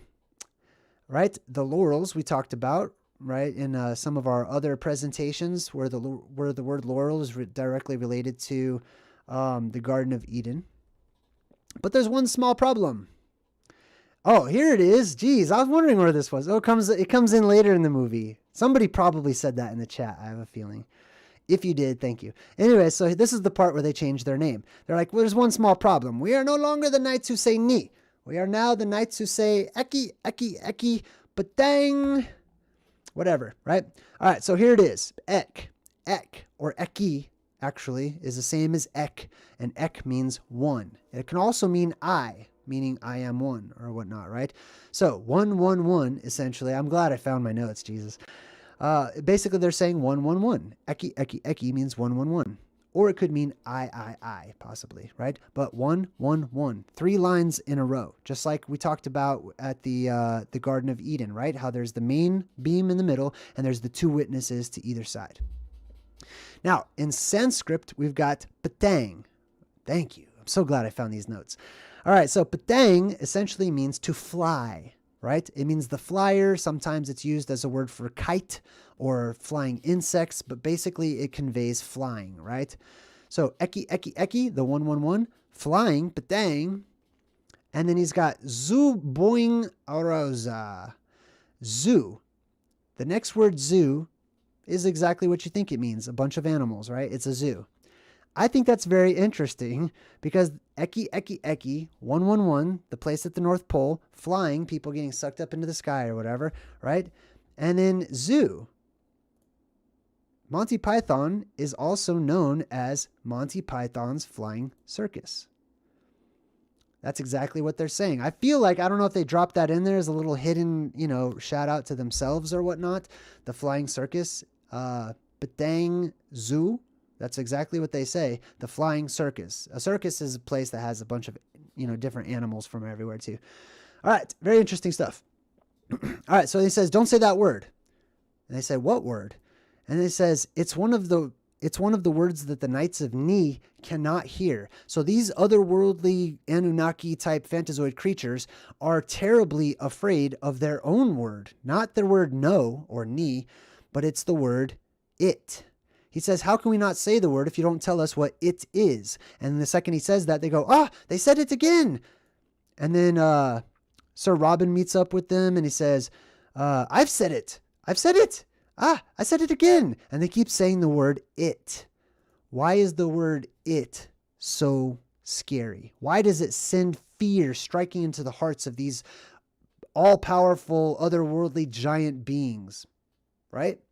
Because they are ultimately afraid of something called it, and referenced throughout all of our pop culture and many of our fantasy and movies and other things as it. Something that is so gigantic and so otherworldly that it cannot be described. So people simply referred to it as being it. That's the word that they used. This is it from Stephen King's It, right? Which is the exact same. This is what they're afraid of. They're afraid of it, which is the space tentacles that come down from the sky, which is plasma that comes down to ground itself. And it is commonly called it, right? And things that are touched by it become things or the thing, etc. All right, so anyways, we go on. It says they were forced to eat Robin's minstrels. So that's interesting. Cannibalism, totally accepted. That's just a normal part of that, whatever. In our world today, we go, ew, that's weird or whatever. But there were many times in the past where people ate other people and it was not seen as taboo. It was seen as normal or necessary or a sacrifice or whatever, different things like that. And I believe that cannibalism is going to make a return in the world to come, because there are people who will survive who don't know how to survive. They just got lucky, right? And they're going to look for food. And the only thing that they know in this world is that food is stuff that is alive, like animals. And when they can't find animals, they'll find humans and they'll try to eat them. It's also really interesting because the word cannibal breaks down into khan or priest or singer, right? Praise singer or whatever, speaker, of Baal or of the Lord. Interesting. All right. So we see the group all coming through. They've got different things on their shields. I just wanted to point out real quick, just like we looked at the hoverboards and the symbolism there in Back to the Future. Let's take a look at the shields. This is the ancient symbol for the Vav, or the hook, also the sky beam that shoots up and then branches out towards the top. The chicken we've referenced many times. This guy's got the tree of life all over his shield and his outfit there. We've got the red cross, which we talked about how the Saxons or the Anglo-Saxons or the Isaacons, possibly, the sons of Isaac, which is a really interesting story too, but it's a whole long side note. They saw a red crucifix or cruciform in the sky. Boom, there you have one right there. And then of course there is the sun and sun worship, etc. I'd like to get a closer picture of that sun though. Anyways, they meet the wizard that they were looking for. His name is Tim. And he says, yes, I can help you find the Grail. To the north. Oh, imagine that. The Grail is found in the north. That's where it is. That's where the Holy Grail is located, at the northern extremities of our world. Also, I forgot to go into further detail a while back when I talked about the western ends of the world, right? A long time ago, there was no west and east directions going side to side. East was up and west was into the earth, into the hollow recesses. Those were directions because our world doesn't stop. It continues and it's connected to other worlds and stuff, right? So we've got north and south, which is the where we can go on the realm or the plane of existence that we live in. We can go north and south. We can go northerly left, northerly right. That would be east and west in today's world. Or we can go southerly left or southerly right. Southerly, whatever, however you say that, right? So, anyways, I'm rambling. I'm so sorry. To the north lies a cave, the cave of Gerbanog. Let's break that down real quick. Gerbanog. So it comes from Ker, which means stronghold.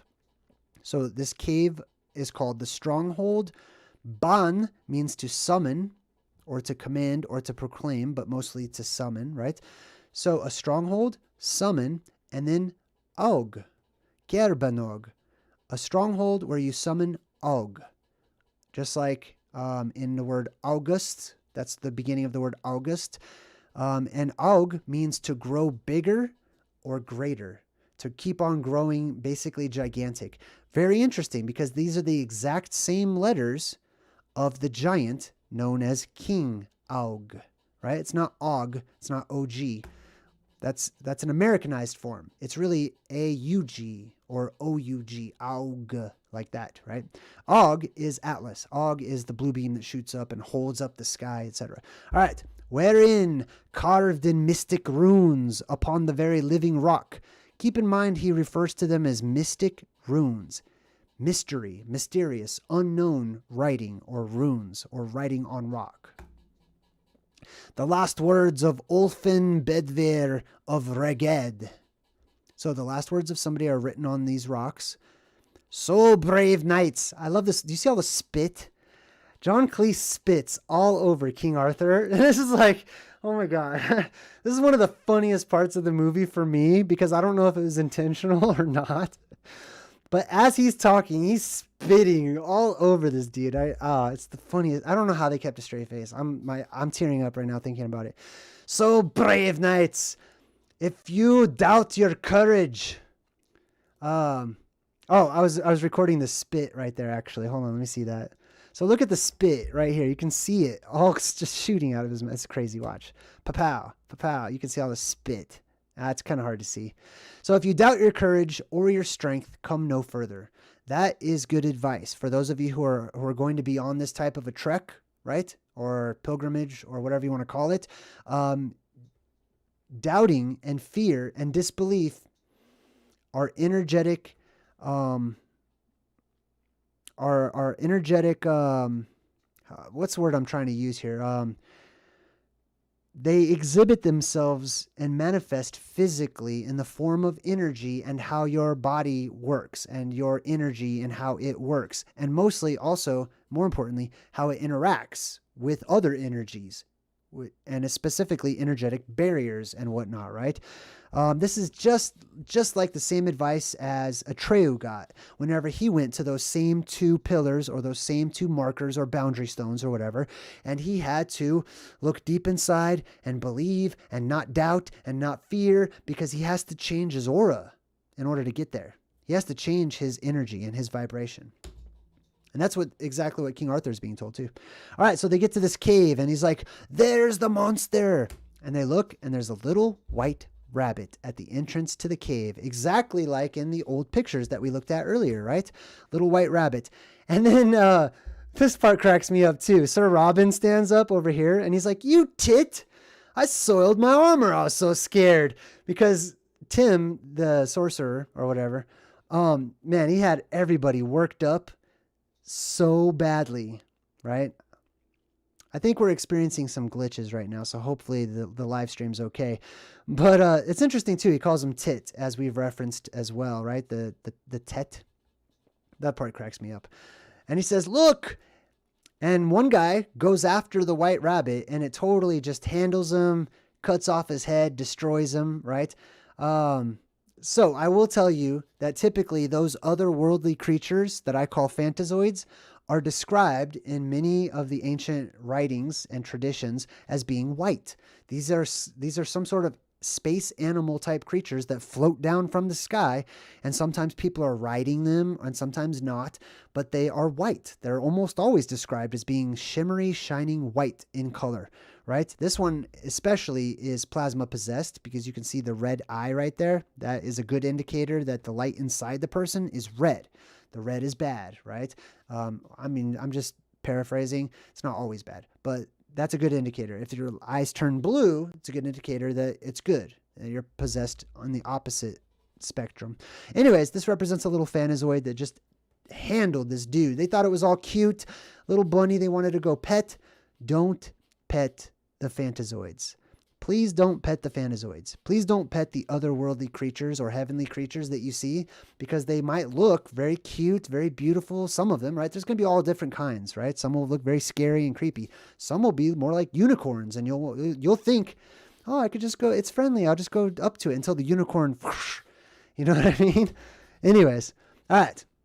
And then he goes, Jesus Christ, I warned you. Like, he tried to freaking warn them, don't pet the Fantazoids, but they did not listen. So the Fantazoids went crazy. Run away, run away. Yes, you got to run away. All right, so then they come across the Holy Handed Grenade of Antioch, which is a cross and a globe. Globus cruciform or something like that.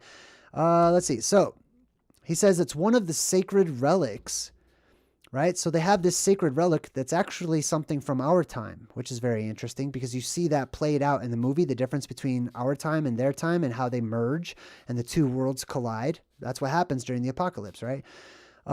He says it's one of the sacred relics. It's something that has been left over from before the apocalypse, from our time, the time of technology, the time of advancement, the time of the gods, or whatever you want to call it. Or, a version of the gods, I guess, comparatively speaking. But it's a relic. These are the holy relics, is lost technology from worlds that we have forgotten about, or our world that we have forgotten about, and how our world once was. So the people who survive who come into power or they're in charge or whatever, they end up getting groups of people together to, one, put on heavy armor to go fight the Fantazoids, or to put little Faraday cages all the way around themselves so that they don't get zapped in places of high electrical charge. And two, as a byproduct, to go find and bring back these powerful items from a lost time, which are called relics. Then they start reading the instructions for those holy relics, which is now like their version of the Bible, basically. There's just an instruction manual. And he says, "Then thou shalt count to 3, no more, no less. 3 shalt be the number thou shalt count, and the number counted of the counting shall be 3. 5 is right out." So that 5, remember the V, the hook or whatever, right out. Count to 3. Interesting. King Arthur cannot count to 3 because he wants to say 5, because he's directly related to the sword Excalibur, which is the beam that comes out, which is the hook, which is the light beam, which is the Vav. So he wants to say Vav. He wants to say the 5, which is the letter V. Okay. He wants to say that. And that's why they have him doing that. All right. Here's a picture, actually, of somebody holding this globe and cross. You can see here. And on the other side, though, this is what I found interesting. This is a coin, right? On the other side of this coin, they have an unfinished pyramid with what looks like a beam shooting out of it and 2 side beams, 2 witnesses on either side. Very interesting. All right. So then they go down into the cave. This is where it gets super interesting. If you didn't think it was interesting before. They go down into the cave. Oh, there, look. Now remember, they're looking for mystical writing, for magic runes and whatnot, right? They say, look, what does it say? What language is that? And then they show you the language that's written on the cave. Now this is kind of dark and it's kind of hard to make out. But if you bear with me, I will tell you exactly what language this is. It's not mystical. It's not unknown. And it's not Aramaic, as they say in the movie. This right here looks like an upside down letter A. You see that? That's an ox head. This is how the letter A used to look in Phoenician. You see underneath that, how it looks like a sort of number 9 or something right there? That is the letter Bet. It's the letter B in Phoenician. Over here, what looks like a little comb, that is the letter He. It's the 5th letter in the Phoenician alphabet. Right next to that, you can kind of see it. Let's zoom in just a bit here. Right next to it, you can see that there's this sort of W that has a long line that goes down. That's the letter Mem. It represents water, and more specifically, something coming up out of the water, right? Anyways, this is Phoenician. Sometimes it's called Paleo-Hebrew, etc. I could take the time to translate this. However, that would take me quite some time and I'm not going to do it right now. But you could translate whatever that is, if it's even, if it's something that's, coherent or whatnot. But you could translate it. It says, then they start to translate it and it says, "He who is valiant and pure of spirit." This is a key for many of you who will make similar types of pilgrimages and trips and journeys, to be valiant, right? Valiant comes from the word life, essentially, and pure of spirit. It is very important for some of us, to cleanse our soul, to cleanse our spirit, and to become balanced once more. It says, "He who is valiant and pure of spirit." And then they show you the letters there. You can see that's Phoenician. And this is inside of one of those caves, right? This is a symbolic version or showing of the emerald tablets of Thoth, or Tot, right? There are things written on these walls, and apparently they're written in Phoenician. All right, anyways, let's see. It says, "You may find the Holy Grail in the castle of Arg, basically. Arg. So what does Arg mean, right? Is that just something, that it sounds like somebody's dying and that's it? Or does it also have meaning to it? Arg, if we take a look at it here, comes from the Proto-Indo-European root word meaning to shine, or white, or so white that it's bright, or that it's shining, right? hence silver as the shining or white metal. Arg means to shine. The castle of Arg is the castle of light, or the castle that shines.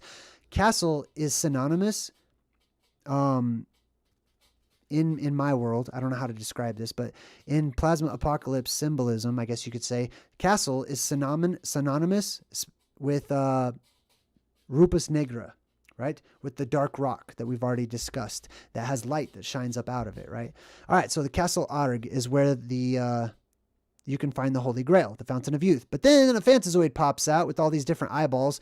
Now, they have the monster with lots of eyes, many different eyes. They're all very circular, too. It's not like, my eye.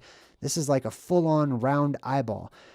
Legends say that deep within many of these holy caves, there were these sacred bees, or there are nymphs, or there are fairies, or there are little balls of light that hover about. And they are attracted to centers of electrical activity, which means that those who went down into those caves had to dress like knights. They had to put on all this metal as a Faraday cage so they wouldn't get zapped or stung by the holy bees, basically. So that's all of the different eyeball symbolism. You also see that in the movie Labyrinth, now that I think about it. All right, so we get to the Bridge of Death. And of course, you've got lots of mist and fog, etc., on their way to the Tree of Life, aka the Holy Grail. And they meet that weird guy that disappeared earlier. And he says, "He who answers the 5 questions, 3 questions, may cross safely." So you have to answer some questions in order to get across. It's a test. There's a test. They don't just let anybody into paradise. They don't just let anybody into the Garden of Eden. If you lived in a totally clean, immaculate, amazing place, would you just let any old person in? Or anyone, you know what I mean? Like, you don't want the garbage to come in. You want to keep it clean and keep it pure, etc. So they test people. And this is not just the Garden of Eden. There were tests to get into the underworld. There were tests to go out into the heavens and into space, and people were tested. So he says, what if you get a question wrong? Then you are cast into the gorge of eternal peril. So symbolically right now, they're on the lip of the plasma volcano, essentially, right? And they don't want to like fall in or whatever. It's the eternal pit, bottomless pit. So he says, stop. You must answer me these questions 3. Ere the other side he see. So Lancelot comes before him. He's totally honest, right? That's a key point. He's pure of heart. He's honest. He's got nothing to hide. No skeletons in his closet. He just comes right out. He's like, boom. I'm not afraid. Ask me the questions, bridge keeper. He says, what is your name? My name is Sir Lancelot of Camelot. What is your quest? To seek the Grail. What is your favorite color? Blue. Right, off you go. All right, so he just lets him go, right? And everyone else is watching that, and Sir Robin's like, no way, because Robin was super chicken. He was actually volunteered by Arthur to go first, and he's like, oh, how about, like, I've got an idea. How about we make Lancelot go instead? And then he sees Lancelot, and he's like, that's easy. Oh, my God, why was I so chicken, right? So he runs up. He's like, all right. Ask me the questions, bridge keeper. I'm not afraid, right? But is he really not afraid? He's smiling on the outside, but inside, has he really cleansed himself? Has he really gotten rid of that fear? Let's find out. What is your name? Sir Robin of Camelot. What is your quest? To seek the Grail. Okay. What is the capital of Assyria? And he's like, now, let me just share some knowledge with you. The capital of Assyria's had many capitals, right? I don't know if he meant in the Dark Ages when they were or whatever, but let's check it out. Assyria. Another fancy word for like the ancient Babylon area, the cradle of life around Mesopotamia, etc. The original capital was Ashur or Assur, however you'd like to pronounce it. That's why it's called Assyria. Assur was the first one. Then we had Shubat in Lil was the second one. It went back to Assur. Then Kalu. Then Dur Sharukin, which is interesting because that's basically a ninja star. Nineveh. And then Haran. So those were the capitals of Assyria. Modern day Iraq, I believe. All right, let's move on. Then Robin's like, he has no idea where the capital of Assyria is. It helps to pay attention. We have gleaned many of the answers to these things. It's just that we forget so easily, right? And that's because our energy is drained. It's not because that's just how your brain works. It just forgets almost everything. No, that's not how it's supposed to be. You're supposed to remember. That's a computer up here, and it's supposed to be better than the one I'm using to live stream to you right now. This is the best computer that there ever could be. This thing's supposed to work. Doesn't seem like it's working that great these days. That's because we are drained of energy worldwide. Fear not. One day that energy will be restored. He says, I don't know that. And boom, he gets sucked up into the sky and then tossed down into the bog of eternal stench or whatever it is. And then he says, what is your name? It is Arthur, King of the Britons. What is your quest? To seek the Holy Grail. What is the airspeed velocity of an unladen swallow? Thinks he has him, right? This is the difference between a king and the cowardly. The difference between the king and the cowardly, I would say. Arthur pays attention. Arthur gleans from everywhere he goes.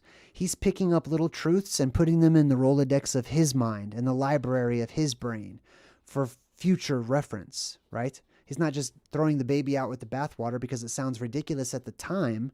He's adding it to the collective so he can reference it later. It's power.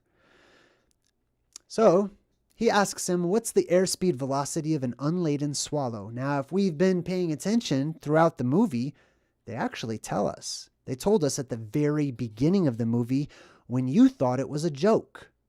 Turns out to be actually something that was crucial. He says, what do you mean? An African or a European swallow? Now he knows, he's picked up all of this chat, all these little side jokes all throughout the movie about all the different types of swallow and how fast they beat their wings and what they can carry and what they cannot carry. He's listening. He's paying attention. So he's asking him to clarify. And this guy thought he just had him. And he's like, I don't know that. Boom. And he gets sucked up into the sky and tossed into the bog of eternal stench or whatever it is, the bottomless pit. He says, how do you know so much about swallows? Right? He says, you have to know these things when you're a king, you know.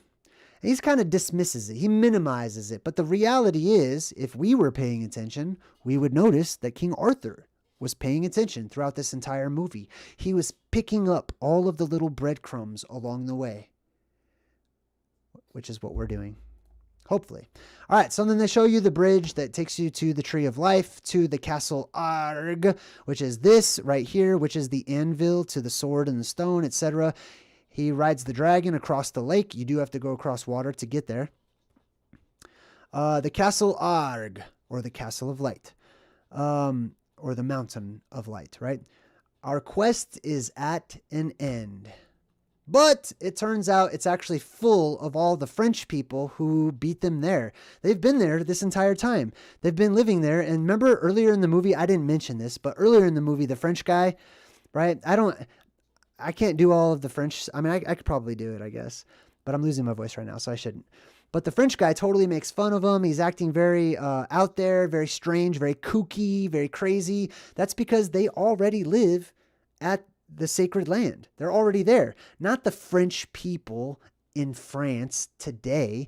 It's the name French or Franc and what it means. It means the free people, right? The free people who act a little eccentric or whatever because they're on an island for a millennia or whatever, right?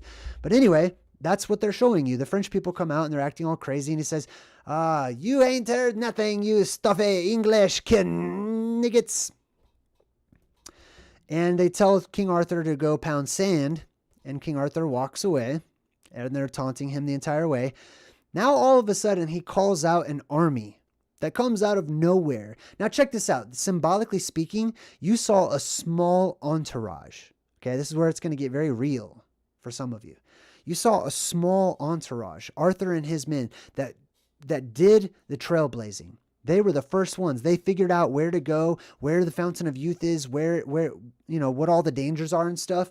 And because they blazed that trail, all these other unseen army people, or whatever, the kingdom of Arthur, right? In the movie, it's supposed to be funny because, you know, they were not there the entire movie. But the reality is, symbolically, there are those of us who are in a small group who will blaze the trail, right? And discover new things and new paths and ways to get there, etc. And then this is all of the rest of you. This is everybody else that was like, we can do it. It does exist. Wow, like, let's go. And everybody all at once picks up and goes, which is very interesting. So this is the Exodus, basically. So all the people in the Exodus, they start charging the mountain. They're going to go attack the Franks, the free people, the people who are already there, which takes us to like a war, essentially, over this island, over the mountain, over the holy mountain. Who's going to own the holy mountain? Who's going to call it their home, etc. Ultimately, it's going to be the people known as the Tat, those of the Tat or the Tet, the tatted ones, right? We talked about that too. The Tatarians or Tartarians, etc., right? So they're running out, and all of a sudden some cops show up, totally stop the movie prematurely. They're not going to get to the Grail. The cops come out. Modern day, this is world versus world. Old world and new world clashing together, which is symbolically the apocalypse. When you have the old world and the new world meeting all in one spot, that's symbolic of the apocalypse. And the police come with their policies to enforce policies. That's what police means. It means policy. In some languages, they literally say policy or policia. So the police come out in their black vans, etc. They arrest King Arthur, and then they put like a blanket or a towel or something over his head, covering him. So the people who are in charge, the thugs of this world that we live in today, have covered the truth of King Arthur. They have covered Arthur's identity. They have hidden Arthur from the world and the rest of us. They say, put him in the van too and get a blanket over that one. So they come to make sure that we don't know about it. All of us who are watching this are watching the movie. We're being covered from who they actually are. Hopefully you found some value in me uncovering that in the way that I've seen it. And then the cop comes up, and this is basically how the movie ends. He puts the fingers to the face, puts the hand in the face. That is symbolic of the plasma symbolism, right? Of the plasma fingers or whatever, Freddy Krueger, all that stuff. And that is Monty Python and the Holy Grail. I hope that you guys enjoyed that. I did. Oh man, that was a great study. I've been studying that one for a couple of days. I'm sorry I didn't do Back to the Future Part 3. We'll probably do that one next week, but I didn't get paid yet, so I could not rent that one. Like I had to pick something that was free on like Netflix or something. So this was a great one. I'm glad that I picked it. And I hope that you guys have a lot to add. I'd love to see all your comments in the comment section. I hope you had a good time in the chat. I'm going to go be a dad now, hang out with my little boy. Have some food and just relax for a bit. So enjoy these credits by all the people who helped to make my channel possible. If you like what you heard, I recommend checking out my website. It's pretty sweet, JayDreamerZ.com. And I also wrote a book. If you're interested in the plasma apocalypse and you don't want to watch hundreds of hours of all the videos that I have talking about it, my book is 222 pages. It's a very short, concise, and to the point on all things plasma apocalypse. Until next time, I'm JayDreamerZ saying good vibes and goodbye. So hard to fade away.